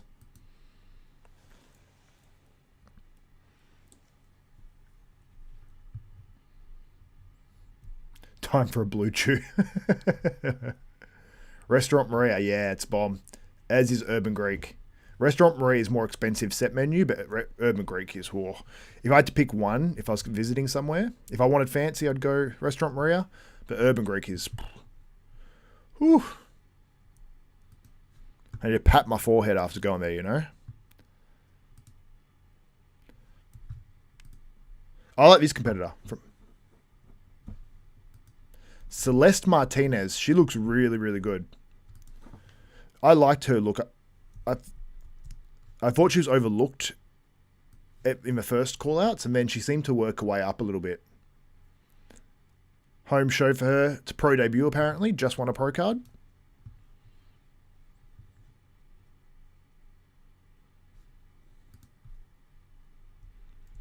Maybe this is why I thought this girl was really good. They said she's a little bit more developed in terms of the upper body. Yeah, and also the commentator's quite impressed too, so... I'll show you her in a second. That's her in the corner. I'll just show you. Oh, actually, I can probably show her on the screen. Oh no, they don't have one of her up there. But now we do have...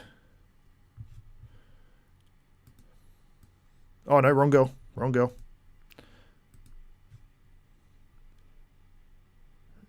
Yeah, I don't have a screen capture of Pearl Wynn either.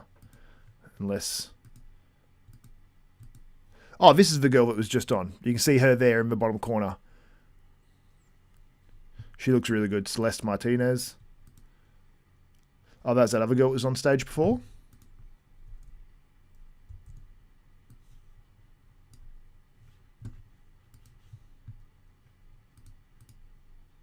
There's Kennedy. Kennedy and coach, John Jewett and Kennedy Anyanwu. They're going for 3rd and 4th. Ah, this girl was... no, she wasn't just on. Although she's coming up soon. I'll just make this a little bit bigger for now. That's Celeste Martinez.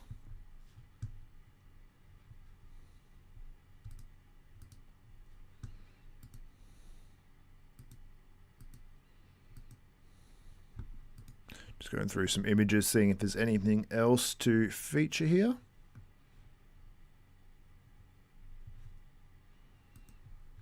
Here's one of this same girl. Celeste Martinez.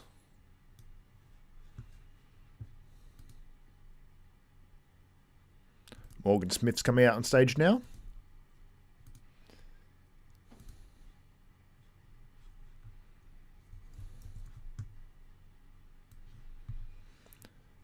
The commentators actually say the girl on stage now has improved a lot since prejudging, which is only three or so hours. Oh, yeah, my girlfriend's coming through with the restaurant. Let me listen places. Drunken Admiral. You know what? It's good, but I think it's... Yeah, Susie Lux and Lost in Asia. Yeah, Lost in Asia and Susie Lux, if you like Asian food. Ooh. Sort of modern Asian, I guess you'd say. Or are they Asian fusion, babe? I don't know. But we like those two restaurants. I can't speak to Faro. Drunken Admiral I've been to. Bawa, very good. Yeah, I think I've been to Bawa once. I think. I'm pretty sure I have. Anyway.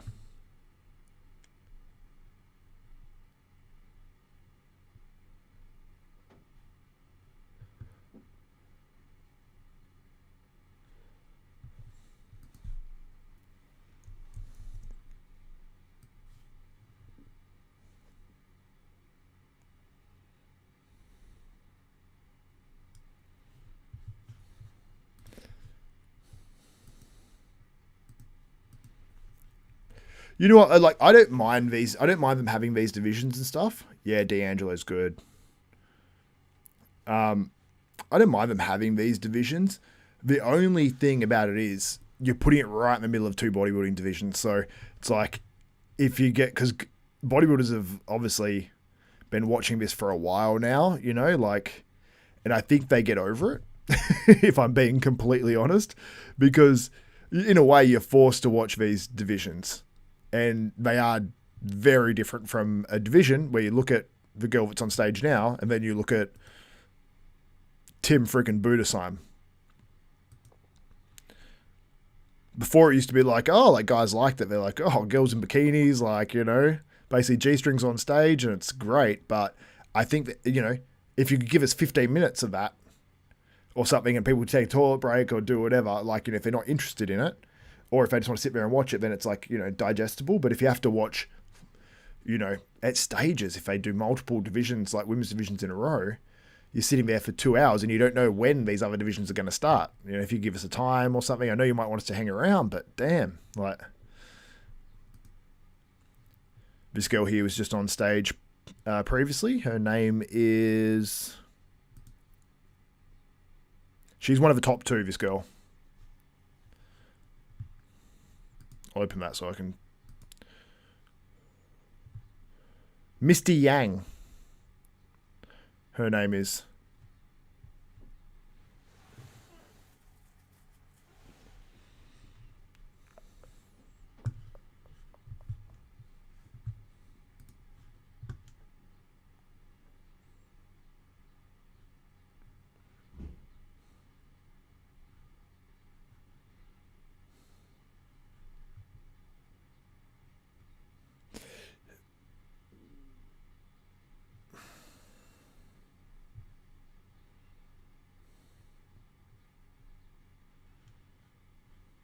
to see what you guys are saying.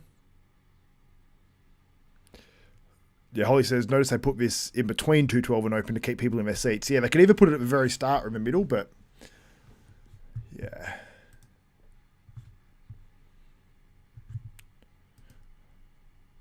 Celeste Martinez finishes in 5th. She was a girl that definitely worked her way up in her pro debut. I have a feeling she's probably going to be one of the ones that actually ends up doing really well.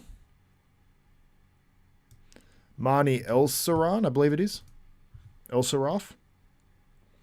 I'll show you Marnie. I'll try to pull the ones up that are... This girl here.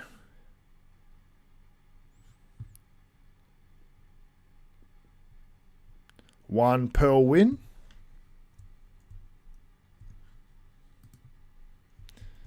She's Vietnamese, I believe. A very different look too, like a soft pink suit sort of thing. I like when the girls don't wear like all red suits or whatever color suits, like, because otherwise it just looks boring. Emma Henderson places second.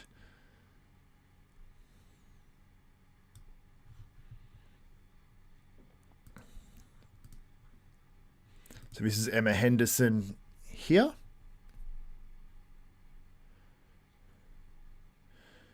I think it's Misty Yang. Was it Lang? Who I just showed before. How can I not remember?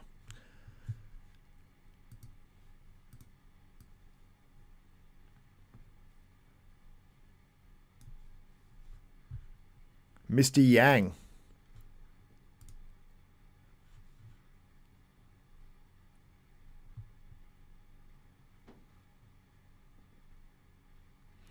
Oh, well, someone says Lee Priest showing his true colours as usual. The creep. What did he say that's creepy? You got to know Lee's personality by now. Oh, they gave her a Texas hat. Why didn't the male get a Texas hat? Huh? No, I don't think they'd wear that anyway. I'm joking. So this is your winner on the screen here. Just pause it for a second, see if it catches up. I think it's just a little lag there. So we just have the open to go. Not too long. Why is the poll only between Regan and Patrick? I missed the end of your prejudging stream. Did they not have John Jewett up there too? No, it came down to a 2-men final call out. Hey, we've got the fire things coming up at the back of the stage. That's pretty cool. I like it.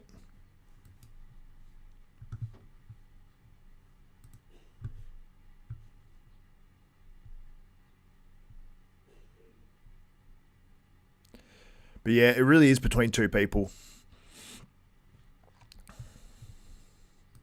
Men's Open is about to come up.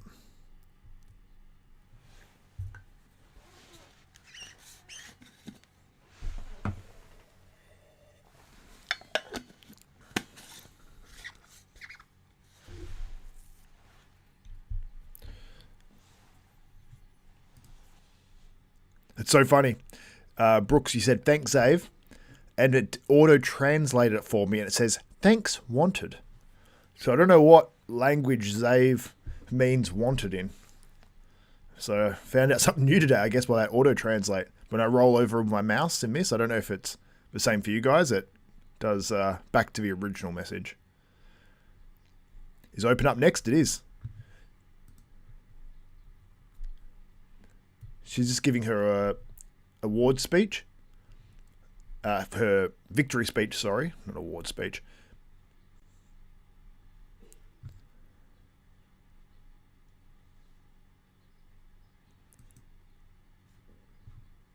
Lee Priest rocks. That he does. He's... Aha. Hey, Xavier from Canada. What's up? Togi guy.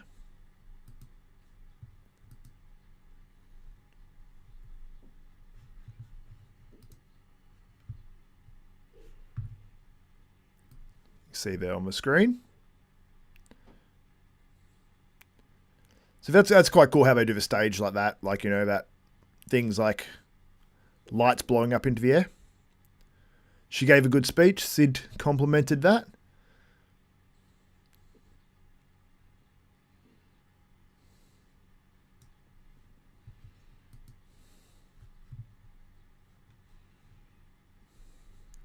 Misty Yang.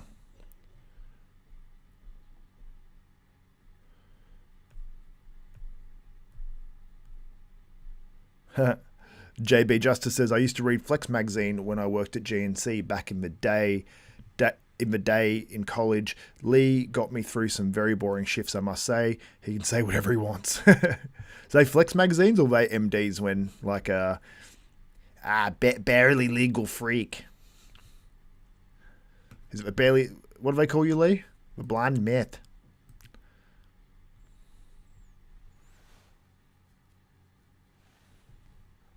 Here we go. Men's bodybuilding is up now. Men's bodybuilding is up right now. Got some music playing. Sid has announced it. I assume we're about to see guys walk out, and we're going to see the comparisons right now.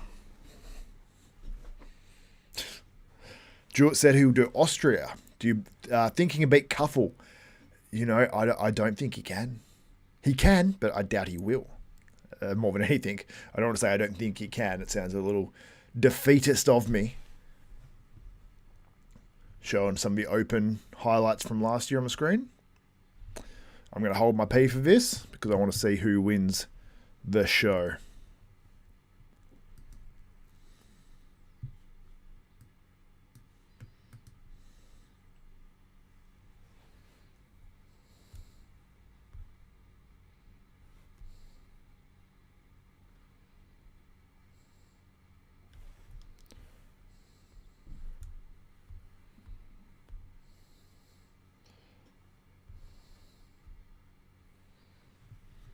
Okay.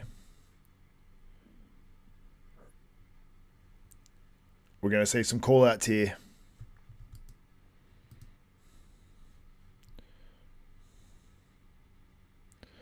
It's Regan Grimes versus Patrick Moore. We're going to see how this one plays out. Probably going to have some of the last call-outs first. We've got probably, I'd say, 10 minutes until we get to that last call-out, and that's where it will all come down to. We'll have a pose down, and then we'll have the individual routines. I mean, why we don't start with the individual routines? Like, yes, the guys might be a little bit better when they first walk out, but you're just making us wait. And honestly, like, I care so much less about individual routines now because they actually don't matter. They don't matter for anything, which I think they should. I am Team Milos on that one for sure. T-ass. Yeah, it has, they cut out the X. The X is like in the middle, you know? But you don't see it, obviously, so.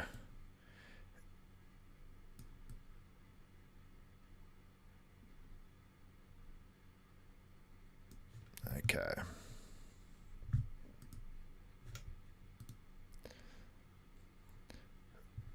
That's that first lineup out. This is essentially would be the last call out. I'm surprised they have the guy second on the left definitely looks the best to me.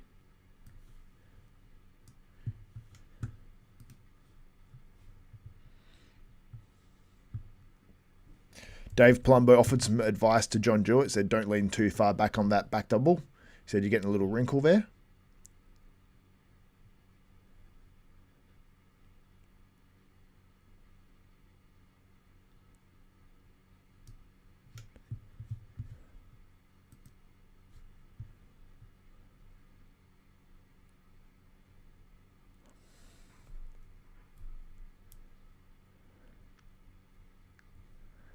Fit model is already done. We have the open comparisons on stage right now as we speak. This is essentially the last call out. But you can see that the guy second on the left, I'd have him winning this call out. And he's now been moved into the middle. So as predicted, to me, he's beating Gianluca Di Lorenzo as well.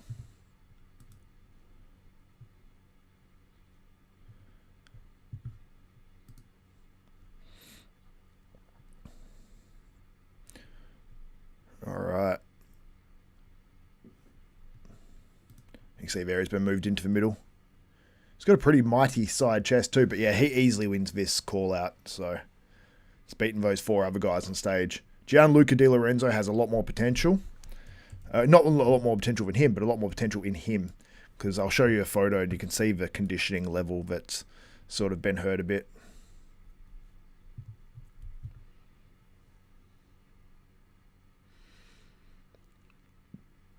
Gianluca Di Lorenzo has a lot bigger back in terms of a rear lat spread, and Gianluca is second on the right there.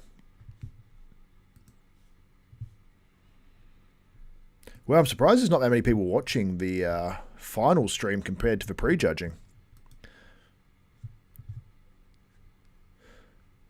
Is that Lee on the tight on the right? No, that's definitely not Lee on the right. That is insulting, Bill. I think Lee's gone now. I think you insulted him too much.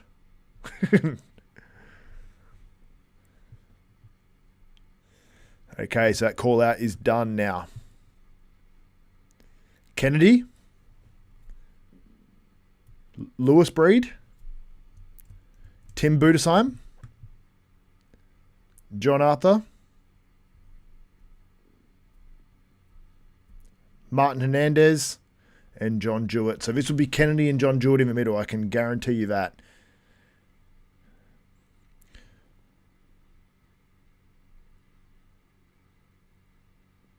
So moving John Jewett in.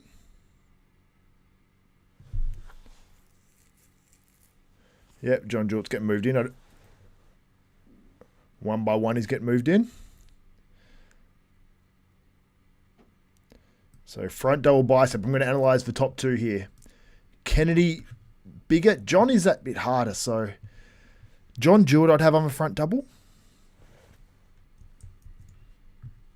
They're saying Ken looks fuller and drier tonight. Kennedy wins the front lat, so I've got it 1-to-1 right now. It's hard to tell. It is quite zoomed out. I need to fix this, zoom in on the stream a little bit more. Side chest. Oh, I just love Kennedy's shape, but yeah, it's tough. For side chest, probably Kennedy. Geez, Kennedy has those big hanging lats compared to John. But John's got the hardness and sort of density in that way. Rear double. It's tight. Kennedy has the rear lat.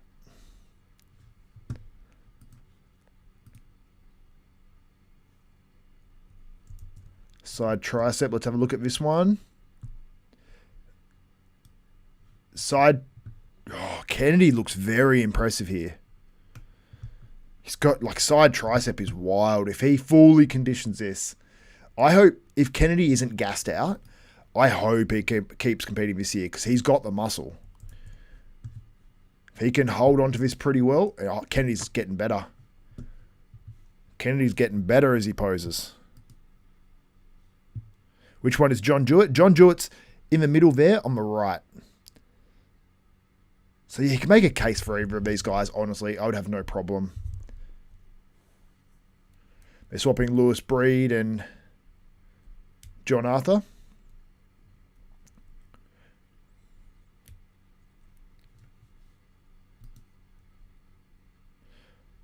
That rear lat, initially on stage, I was like Kennedy by far, but you sort of zoom in, you're like,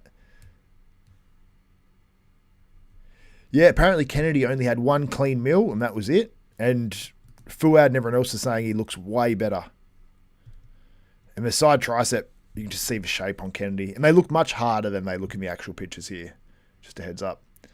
Side chest is huge on Kennedy.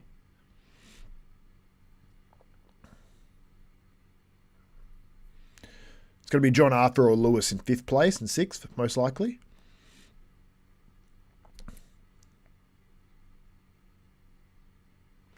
Dave Palumbo saying that he likes John Arthur better. Ab and thigh, I think you got to give that to Kennedy. It's a very close one between John and Kennedy. I wouldn't mind which way it goes. I was leaning towards John at prejudging, and now probably Kennedy at finals.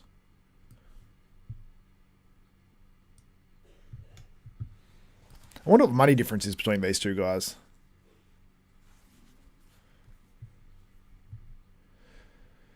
Ken going with John as a coach is such a strange change. Why is that?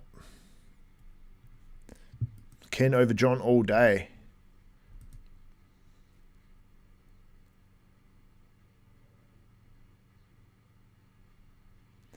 Dave Palumbo saying, oh, Lewis Breed, I think he's either cramped or he's hurt his arm.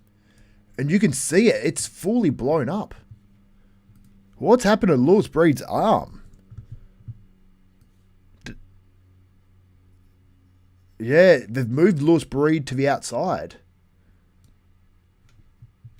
It's cramping or he's torn something while posing. Because you'll see Lewis Breed.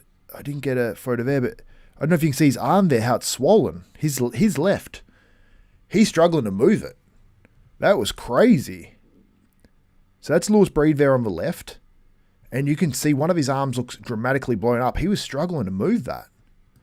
I wasn't noticing it until Dave Palumbo said it. Now, that's not the arm on that side. Top 2, Patrick Moore and Regan Grimes on stage right now. But, yeah, look at Lewis Breed's arm. He was struggling with that thing. Okay, we have Regan and Patrick on stage now. Front double bicep. I would have Patrick on the front double. So, on the front lat, who do I have? Front lat's close. Maybe Regan. It's so close. I could go, I'd be maybe after 2 poses, just very slightly leaning Patrick overall. Yeah, they're saying Patrick looks really good. Right at this view, I'm giving that side chest to Patrick. But the stream as well yesterday, I saw a lot of other stuff, and I was leaning more towards Regan. Now, the back double bicep, let's look. You could argue that it's a tie and 2 poses to Patrick. So let's say it's a tie and 2 to Patrick. Palumbo's saying that he thinks Patrick is sharper tonight. Fuad's not agreeing. Yeah, Regan, as he goes through these transitions in the back shots, Regan does cook Patrick on that rear lat as well. Patrick on the side chest looked really good, though. But they're all very close poses, those first 3, really. Side tricep, I feel like Patrick's hitting it better. And Dave just said, who wins that pose in the side tricep? Okay, that's not accurate there for Regan. He's pinching it back because he readjusted the pose, but that's why you got to watch the stream. Okay, well, Fuad's saying the ab and thigh to Patrick. It's very close. Patrick's sharper, but the ab and thigh, I think Regan overall is structured better, slightly bigger quads. Oh, man, it is close at finals. It is close at finals. Regan cannot afford to fade if they do another round. This is actually very close at finals. This, I would...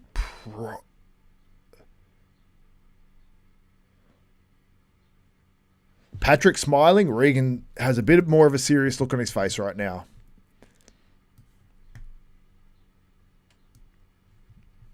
Front double is Patrick.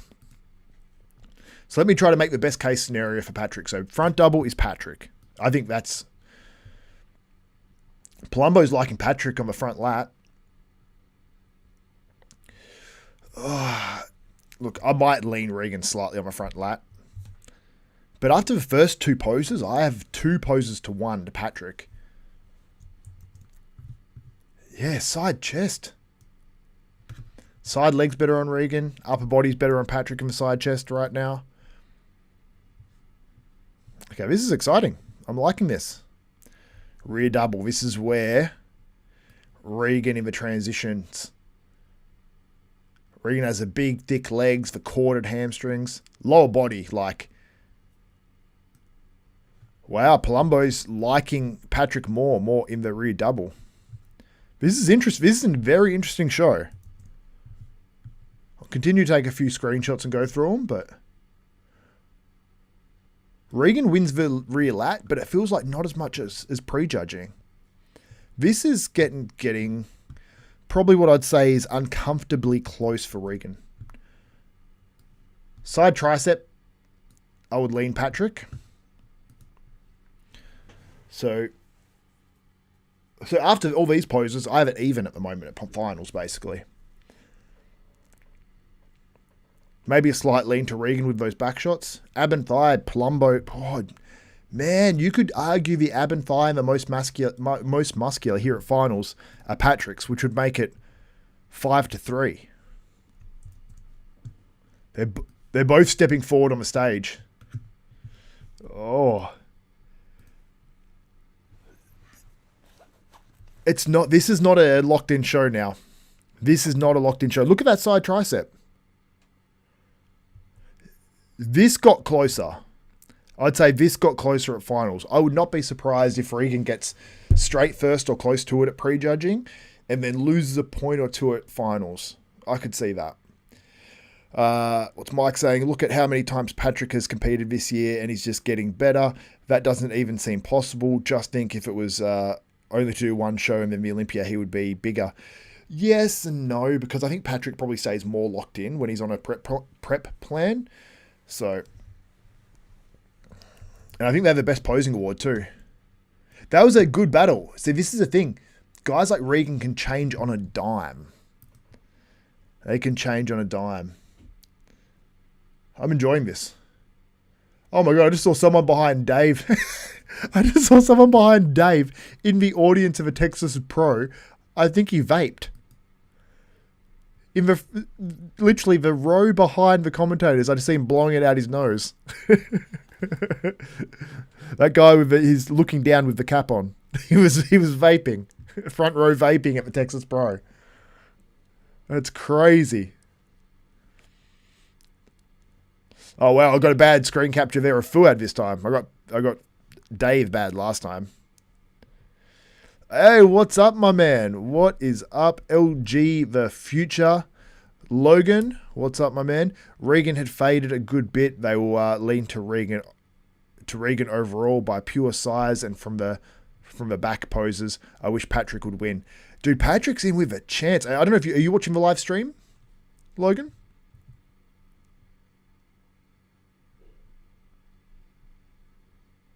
Someone said Dave is zooted. Regan same as last year, lol. There's nothing wrong with that when you got a winning package, you know?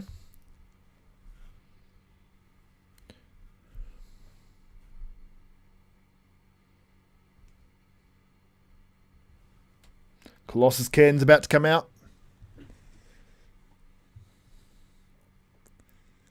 Kennedy and Anyanwu. See, Sadiq Faruqi said Anyanwu. I say Anyanwu. It's Anyanwu, probably. Kennedy looks good here. I think if you give this guy another couple of weeks too, he could be major problems. John Jewett's probably like, dude, don't do Austria. Don't be silly now.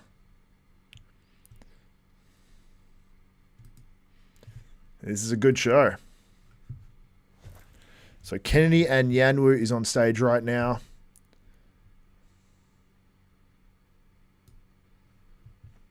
I wish I could go a little bit back on the stream, just like back 10 seconds and stuff so I could show the vaping. That's crazy to vape at front row of a bodybuilding show though.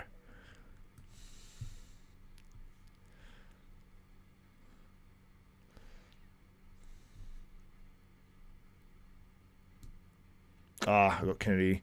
I'm not taking the screen captures at the right time for Kennedy. I'll show you just guys in 1 second. Who do I prefer? Look, finals, I would give the slightest edge to Patrick, probably. Very close. Like, you could argue it either way for me, honestly. Prejudging, I had Regan by the end of it. Kennedy is one for the future 100%. He said he's starting to sort of lose faith that he could do it. Kennedy should not be losing any faith in his abilities. And it goes to show, seeing James Hollingshead this year, a whole bunch of other people, like people write people off all the time. And in bodybuilding, unless their physique is completely cooked, then it always bounces back. So Colossus Ken, shout out to him.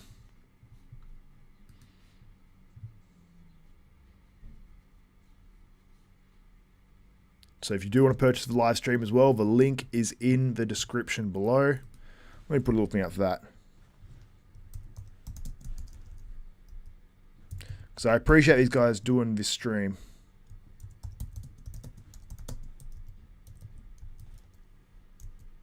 Live stream link in the description. Lewis Breed is posting to some Michael Jackson.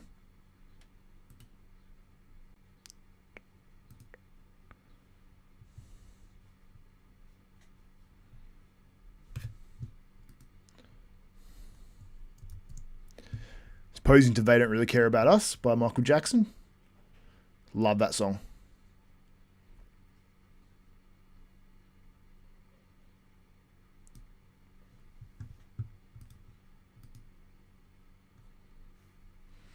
Fuad Abiad had a great idea just then. He said, we'll put a scale right before I go on stage.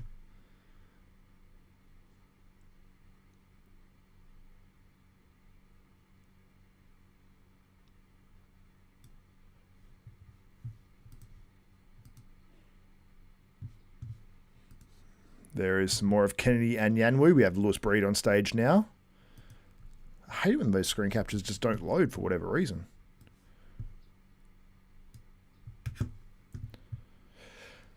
I'm guessing we have the top 10 posing routines. Otherwise, that means that Lewis Breed is top 5. So it's either top 5 or top 10 posing. So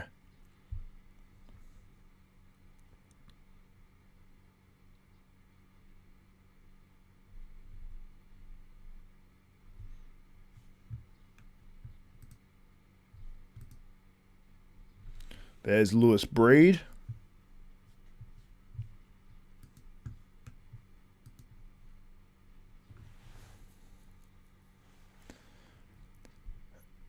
Dave Plumbo said if he comes in even tighter, Lewis Breed's very hard, but yeah, there's maybe like 1% extra he can pull out. So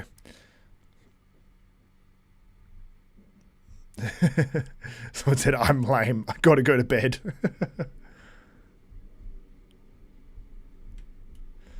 Kennedy looks better for him or JFK. Wrong Kennedy. First name Kennedy.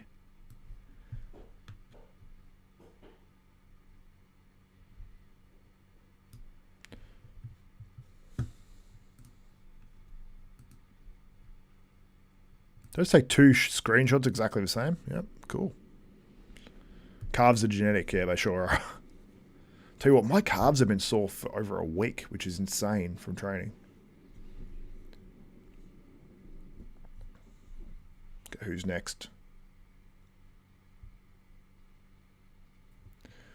So this guy's name, this is the guy I was telling you that won the sort of the last call out, I guess. His name is Steph. It's the name of my ex. Ew. Spelt the same way too. S-T-F-E-F. Steph Brugink from Belgium.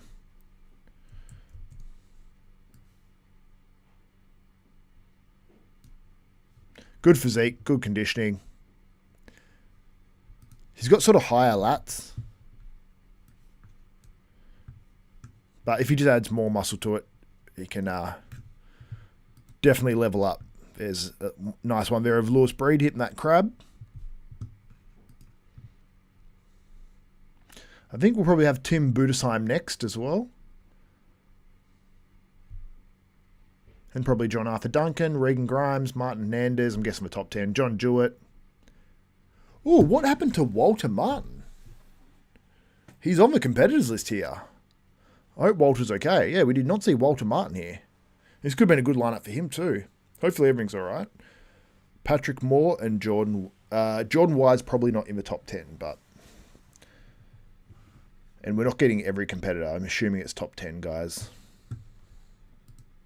This is the guy I was just talking about. This is Steph.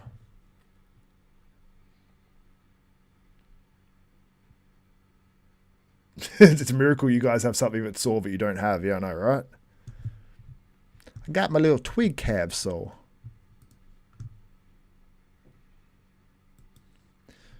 Muscle Insight HQ. Walter is doing another show today in Florida, a master show. Oh, did he sign up for 2? Hopefully he doesn't get that fine.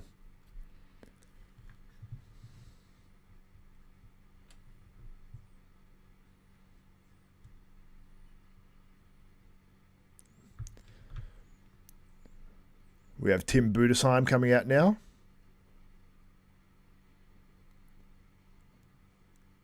Just a massive dude.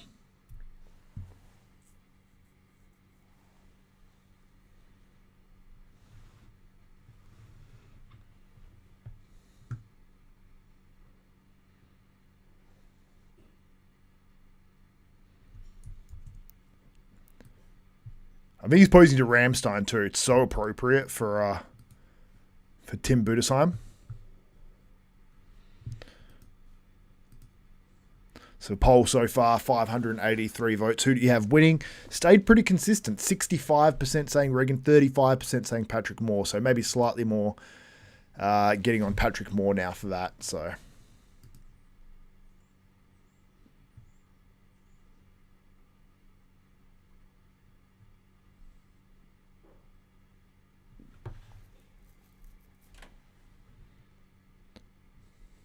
Ben, I think you're a little bit back on the stream, but yeah, Lewis Breed, there is something wrong with his arm. For sure. Just have to check something, guys. Sorry, 1 second.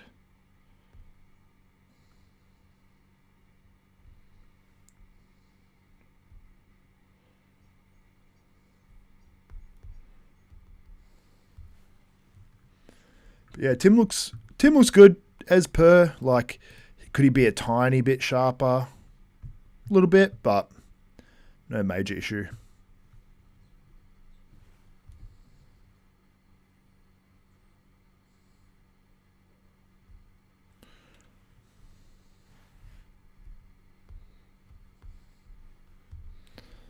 So let's give it up for the German tank, Tim Budesheim. So we should be getting... We have Gianluca Di Lorenzo coming up now.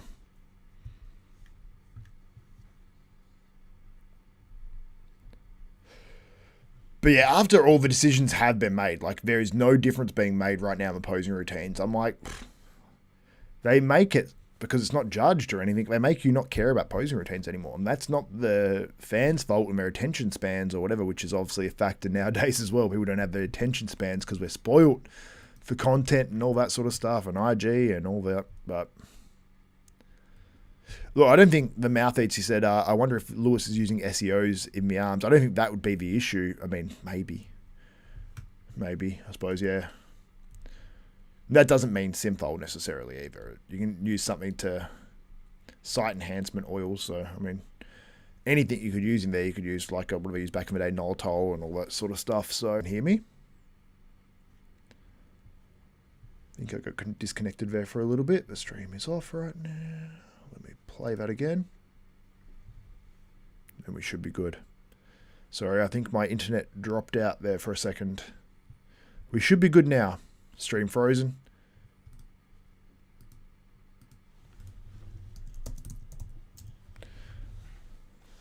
We're good. It was just my internet that dropped out, if you are wondering. If you are just joining live. John Arthur is on stage now.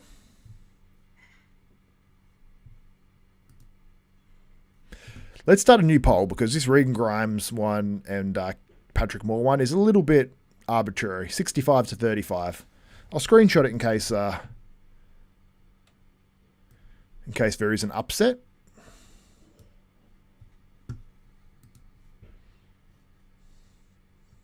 We back, yeah, okay. I said that. Yeah, all good, sweet. Good. Oh my God, I went down to 178 viewers. Oh my God. I lost like 200 of you guys. That's crazy.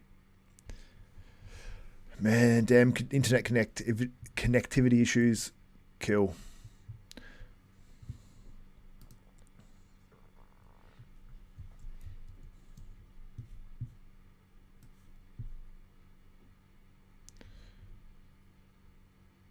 John Arthur looks good. Still same thing. It's basically saying the same thing about John Arthur every single time. Okay, there's 300 and something of you back in here. That's good. I thought it was my internet. Yeah, no, I do that when people's things drop out as well. I'm like, what's going on? So that was the final poll results. Let me put up a new poll now. In that poll, 611 votes in the end.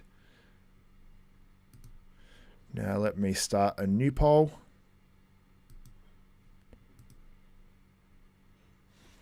All right, let me open this up.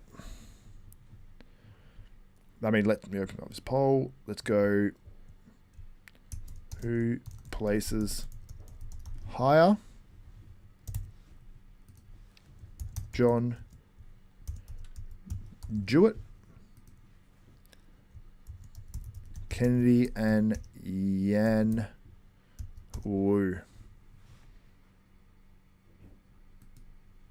I think that Regan was really feeling that because he said, you know when you're on. I wonder if he knew that he missed it slightly at the finals compared to prejudging. I mean, he looks really good when he's walking out here, actually.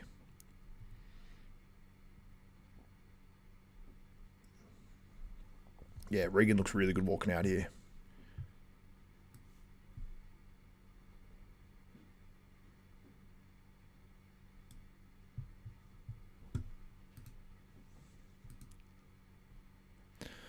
There's John Arthur.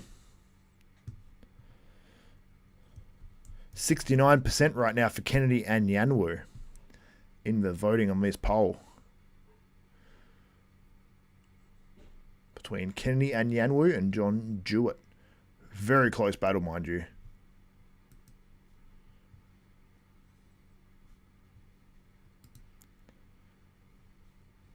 Oh my god, why do they just sometimes fail?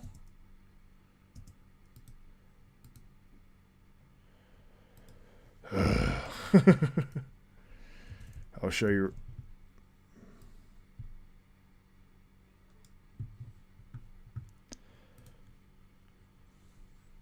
I'll get a screen capture in just a second. There's just a little delay on the screen capture because I've got the stream playing on here. I've got OBS running, which is streaming to you guys. I have Instagram open. Whole bunch of stuff going on, so. There's Regan.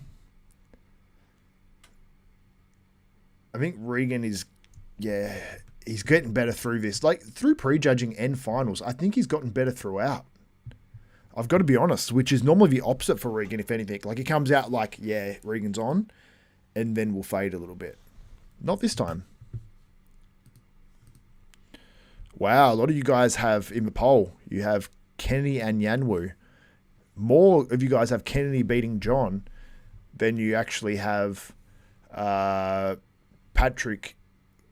No, sorry, then you have Regan beating Patrick. So you have more faith that Kennedy's going to place higher, you know, as a percentage than the actual first and second. Okay, we will see.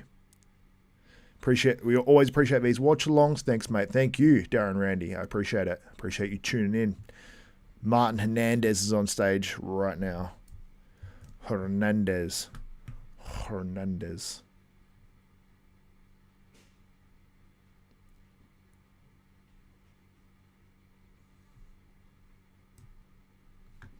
But yeah, that top two call out at the end was very, very good.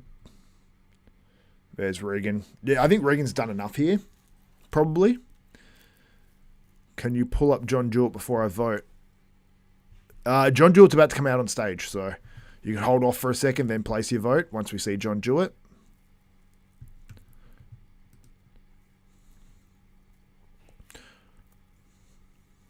Darren Randy says, number 1, Regan, number 2, Patrick, number 3, Kennedy, number 4, John, in my opinion. You know what? I think that's the most likely. I think that's most likely, yeah.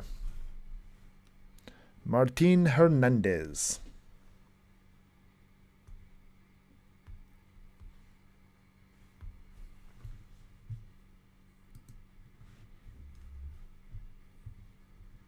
Okay, just waiting for the next competitor.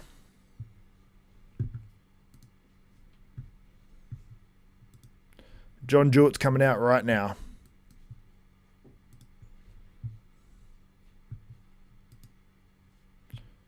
I don't know why a whole bunch of these aren't working properly. I think my computer's struggling just a little bit.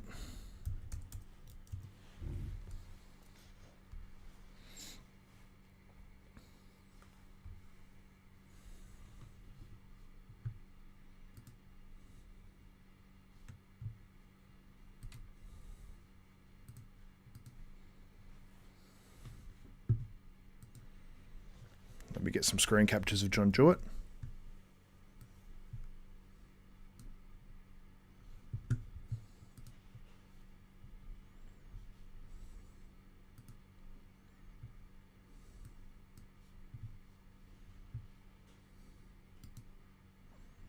Yeah, he fixed his back double bicep after Fuad and Dave Plumbo said something to him about it.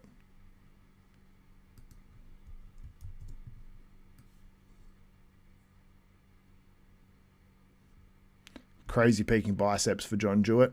John Jewett's 40 years old now too, so he could be doing the Masters Olympia. He's actually hitting the abs really well now tonight. There's Martin Hernandez. Here's John Jewett.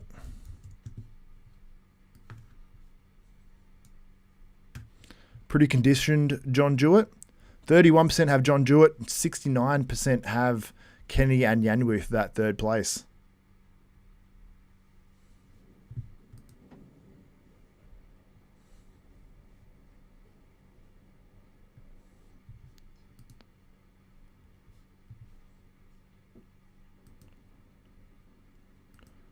Just a heads up, I can't be like promoting or have it like be promoted like illegal streams in the chat as well. Just a heads up.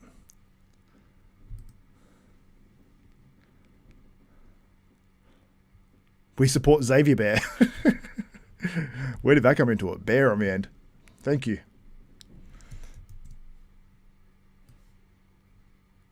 Patrick Moore is posing now. I mean, he brought the best he could bring the last 2 weeks, really. He maximised. That's John Jewett still on the screen now.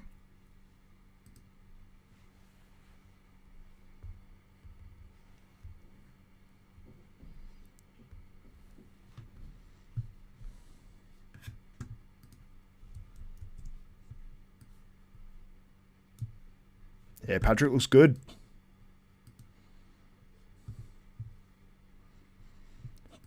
Darren Randy, I watched John Jewett win Vancouver Pro a couple of years ago. He looked good there.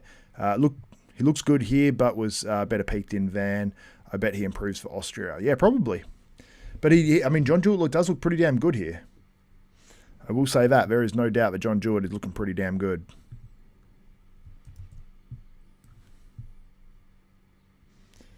I will say the Texas Pro, to me, dragged a little bit longer than it had to, I think. Oh, I get you, Holly. Yeah, I get you. That makes more sense. I was like, Xavier Bear? I thought you would like come up with some random nickname for me. I'm like, oh, that's strange. But I'll take it, you know. I appreciate everyone.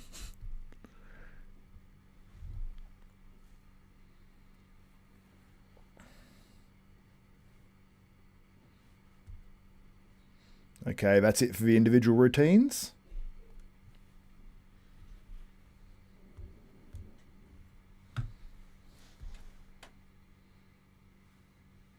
All right, we have the awards about to come up. We've already had the pose down, so we've got the awards and that's it.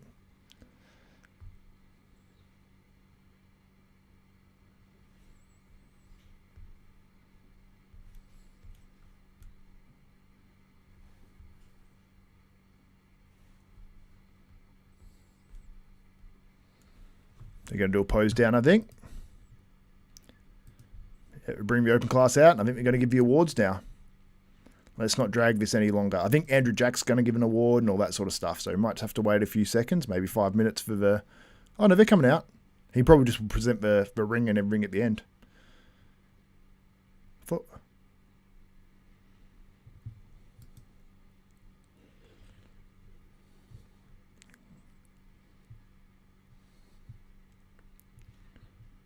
Great lineup.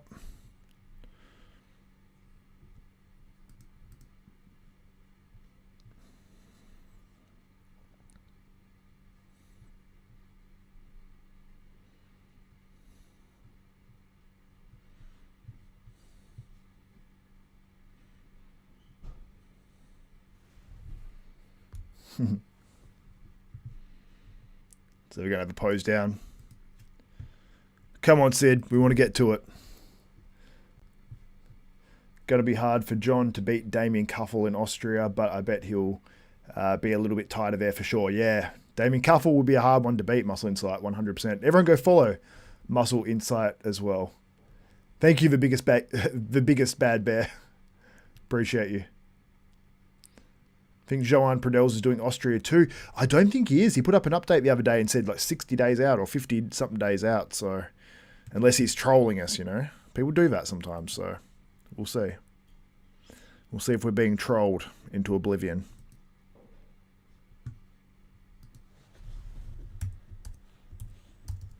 So hitting a pose down right now as we speak.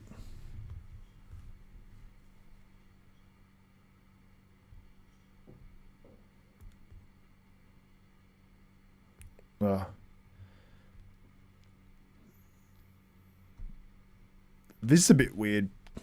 They're doing like a pause thing. They're like, sure, they stop the music during a pose down, and all the bodybuilders are standing there just sort of looking a bit annoyed, to be honest.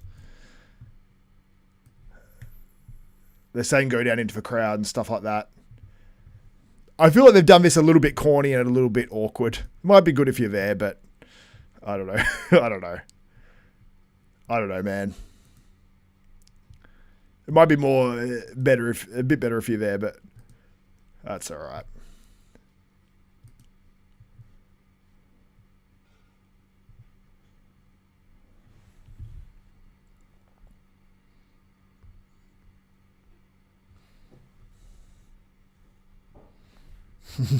Dave said they're right on top of us here. Everyone's like, Dave, they're not right on top of us. That's funny.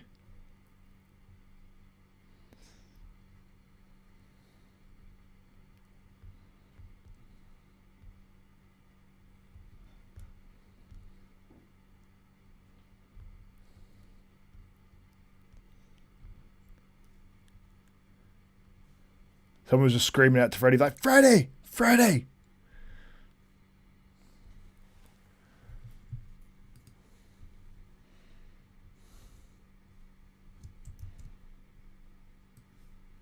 See, I like him going into the crowd. They could have just said, like, yeah, get in the crowd. Da, da, da. They didn't need to pause it and slow it down, but that's all right.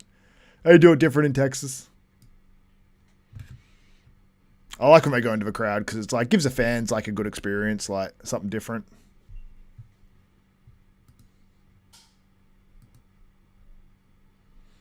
This is when they're all waiting, when they stop the music. They're all just standing there sort of like that for a while. None of them look happy.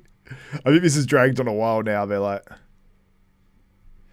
yeah, it's a long show. They're doing it long because, yeah.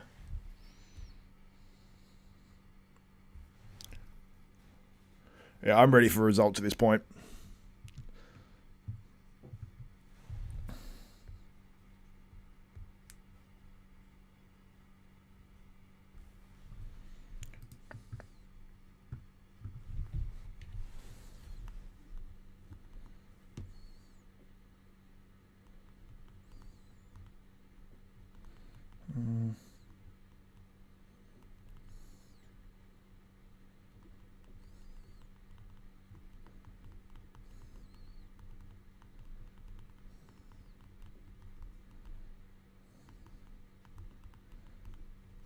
Yeah.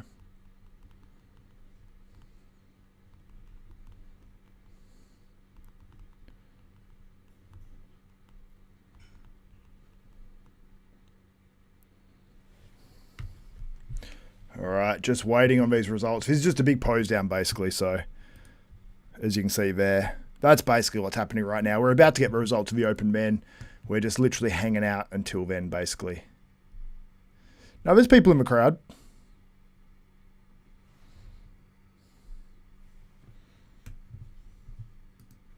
They said, Texas, you get loud, they pose harder.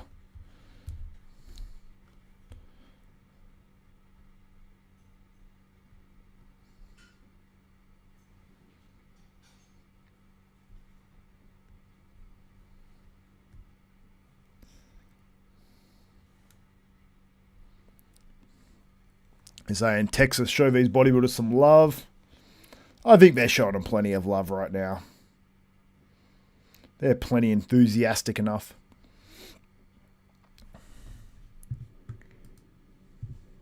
Did they say we've got the Indian cowboy in the crowd? All right, I think we're ready for results. This is, okay, this is for 3 divisions. Go on the best part of, 2.5 hours so far. Probably longer. Okay, how did he tear something posing? Yeah, I think Lewis Breed tore something. It looks bad. Yeah, I've heard of that before. Guys like tearing hamstrings posing and stuff.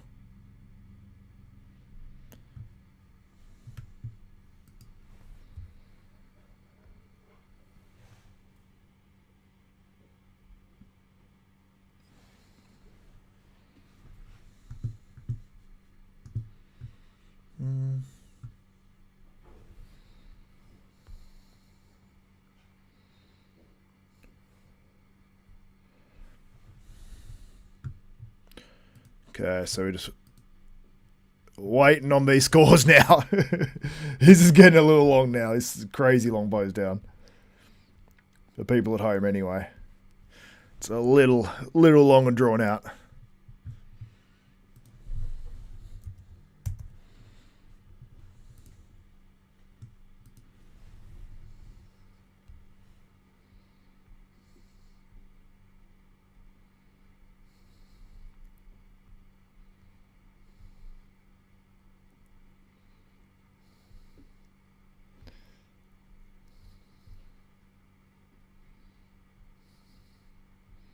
All right.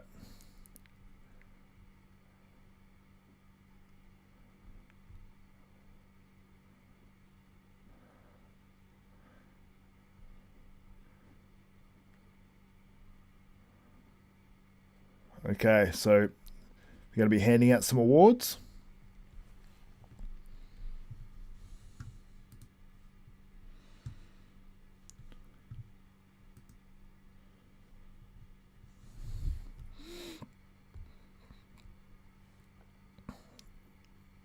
They're welcoming people back to the stage now. So doing a Best Poser award now. I've got to say, Texas Pro, they are dragging it this year. They are dragging it. I've got to be honest.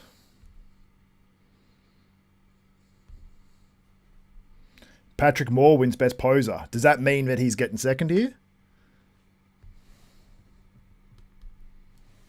Let me know what you think.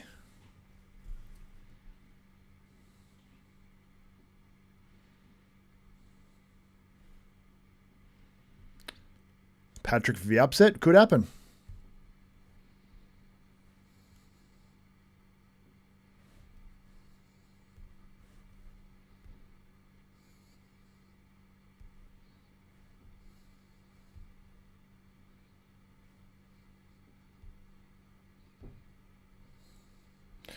All right.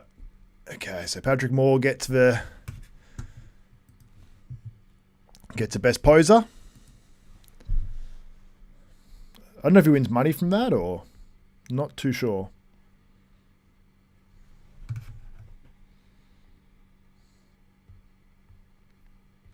Okay, we've got awards now. Apparently, 5th place. Here we go. Check for $1,000. John Arthur Duncan.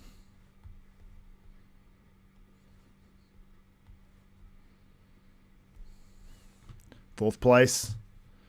So I think Lewis Breed fell out of that top 5 there. 4th place. John Jewett places in 4th. So Kennedy and Anyanwu will get that 3rd place finish there.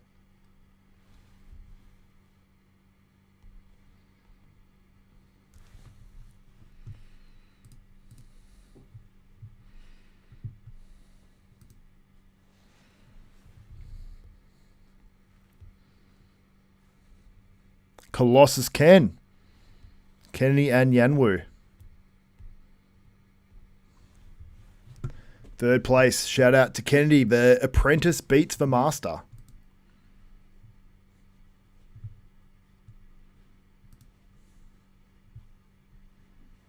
Congrats to Kennedy. Shout out Kennedy and Anyanwu.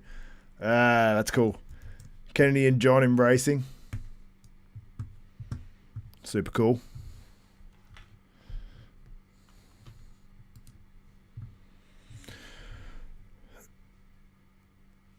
Fifth place is $1,000. They said slap in the face. I mean, that's how it is. Regan and Patrick coming to center stage.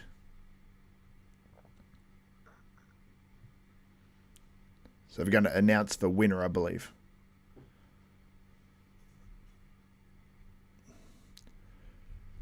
I've got to say, they're pulling this show out. It's over 2.5 hours now. But it didn't need to be quite this long. If there's tons of comparisons and a super epic deep lineup, I don't mind it this long, but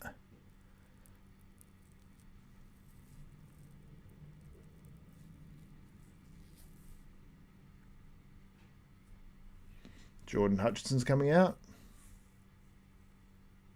Yeah, I'm happy for Ken for sure. I hope that gives him that belief too, because To beat someone like John Jewett, he's a Mr. Olympia competitor. Jordan's presenting the award. I think they're getting Andrew jacked out there for the ring too.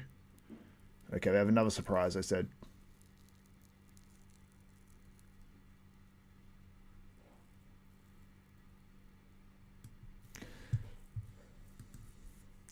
Mickey's Workshop, just for the stream and pushing through. Mickey's Workshop, thank you for the super chat, my man. I think you're the only one of this one, so much, much appreciated.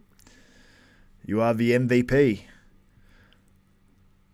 Oh, actually, you're third place in the live chat. The top chat. Sorry. It's oh no, not top chat. The live chat, top chat, live chat. Oh, top fans. That's what I was looking for. Top fans. Number 1 is Holly. Number 2 is JTEL88. And then number 3 is Mickey's Workshop and Darren. Then Javier Merez. Lee Priest. Bunch of you guys. Bill, Ben, JB Justice, Christos, Earl Powdrilly.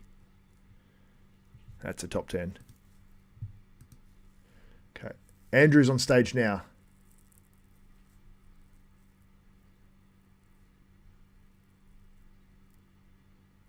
I think it's an expensive ring. He said, I'm not going to say too much about it. Apparently this is like gold ring with like diamonds in it. So I think it's a bit of money's worth. Like,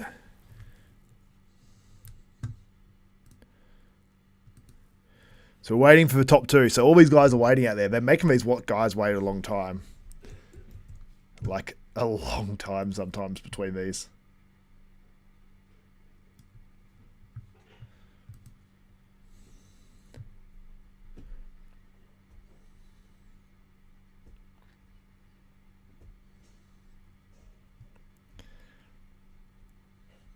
Give us another pick, Xavier. Yep. There's Andrew.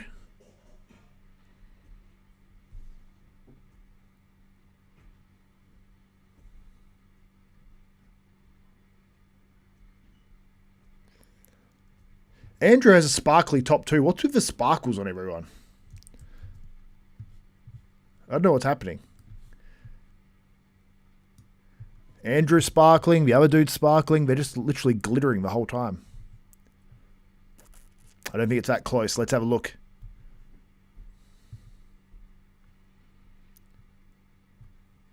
Okay, so Patrick or Regan. We've got Andrew Jack standing in between both of them.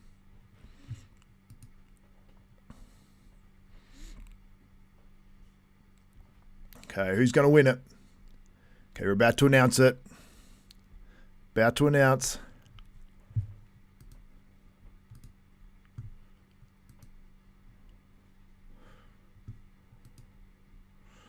Okay, who wins, guys?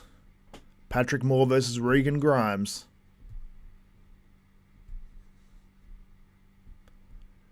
Patrick Moore won. Patrick Moore just won. He beat Regan Grimes. Regan has not qualified for the 2026 Olympia. I am shook. I am actually shocked. Man, Vigorous Steve, thank you so much, my man. Paying for the Texas Pro live stream here is about $30. Paying in Thailand, baht, I believe it is, about $30. Thank you so much. Xavier's backdrop is the backdrop bodybuilders deserve. Yeah, exactly. The black backdrop. Steve, thank you so much, my man. Honestly, appreciated very, very much. What a legend. Patrick Moore wins. Some people were wrong about this, so I'm shocked. I'm shocked because I thought they would give it to Regan, but I think what we might see is maybe that it was very close at prejudging and Patrick won the finals. Regan's got to be a bit shocked. He just went to shake Patrick's hand and then Patrick's getting congratulations for these other guys. Handled like a champ, because that's got to be tough for Regan because I think Regan thought he was going to win that. More people thought Regan were going to win.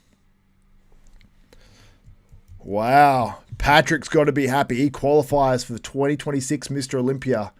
Patrick has a bigger smile on his face. Regan's forcing a smile. Thank you, Steve. Everyone go follow Vigorous Steve. He is the man. My pleasure, bro. You deserve it. Always stream these shows, even at midnight. Yep. I got up for 2 a.m. for this one, and I got another 2-hour sleep in, so I've got 2 2-hour sleeps. So you said it at night. Patrick tightened up. He did. He did for sure. And Palumbo was saying, he's like, who wins that shot? Like, sort of like, huh. Patrick wins. The chat goes crazy. And we'll get a top 5 photo there. And the front double bicep is why you can see that decision was made. Patrick clearly wins that front pose. And there's some other poses that he was winning. Patrick looks on top of the world. Regan forcing that smile because he's a good champion. Shakes Patrick's hand. He's got to be a little bit heartbroken for sure. And that leads me to think Regan could be headed to Austria and we could see an epic lineup. Damien Cuffle, we could see Regan Grimes, we could see is James Hollingshead doing that one? I don't think so. I think he's doing the qualifier for next year, the FIBO. I mean, but we could see some people in that lineup. Imagine if Samson just goes, yeah, I'm going to do Austria. Just as a warm-up. Patrick wins it, and man, what, after 9 or 10 shows, Patrick qualifies. And Patrick earned a lot of fans this year. People were like, oh, he should back off. He gets the ring. He gets the extra money. I know this show pays a little bit more. Patrick Moore has probably made now over $100,000 US this year. He got $75,000 at the Arnold UK. He's got picked up a few thousand here and there at other shows. And then he wins, what is it? I don't know what he's hit this show. 15, 20K? I think he's hit $100,000. What's the last show of the season qualify for you? Austria. Austria is the last show. We have one more left.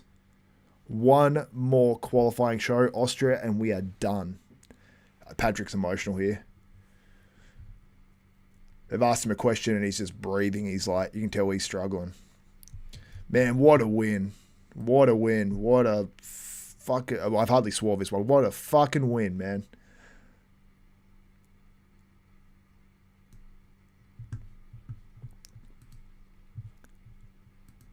And Patrick's really handled it like a champ this year, really. You can't say he hasn't. And he came back better at finals. I'd say Regan, at some parts of finals, he looked slipped a little bit. In some of the call-outs, unfortunately. Through his routine, he actually looked better. The only X-Man. You're talking about me, right? Not Patrick. Patrick has 0 hamstrings. The hamstrings from the side, yeah, you can say, Ambry, what's up? Yay for Patrick, yeah. Looked phenomenal. Looked phenomenal.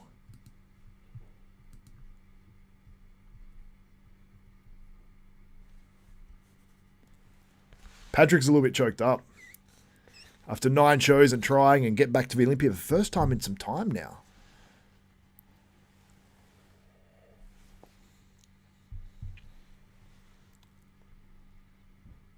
You got to give the dude his flowers, even if you don't think he won this show, which I can understand for sure.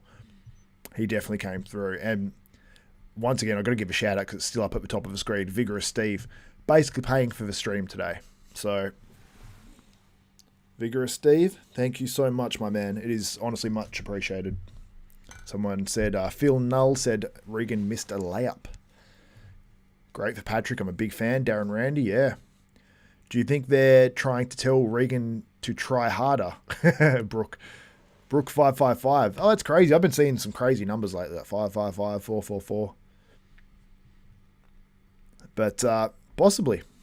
Yeah, never give up. That's what we should take from this. Never give up. Patrick's still giving his speech right now, but Patrick Moore is your 2026 Texas Pro champion, and he will go down he probably has to go down as one of the top 5, top 6 earners on stage. Now we don't have that Dubai Pro. He has to be one of the top 5 or so earners for the 2026 bodybuilding season. Who would have thought Patrick Moore could be a top 5, top 6 earner in bodybuilding, like in terms of just competing in shows? Well, I've had some sort of outliers like Beirut just winning the Dubai Pro, which pays $100,000 or 140 last year and stuff like that. But Patrick did the Arnold UK, and he's just through perseverance. And I hope this encourages other guys to do this and be like, fuck it, I'm going to go do 5 shows this year. What the hell have I dropped here? Let's go. So Patrick Moore's gone to the O, and I hope we see more of this at the Olympia. And I don't think Patrick's going to do anything big at the Olympia. I don't think he's top 10. because the standard has gone up. Even though Patrick's better now than when he got top 10 at the Olympia, I still don't think he'll be top 10. Can he be top 10? Sure, he could, for sure, but I just don't think that's happening. Bill says, today I'm dropping a bomb. What does that mean?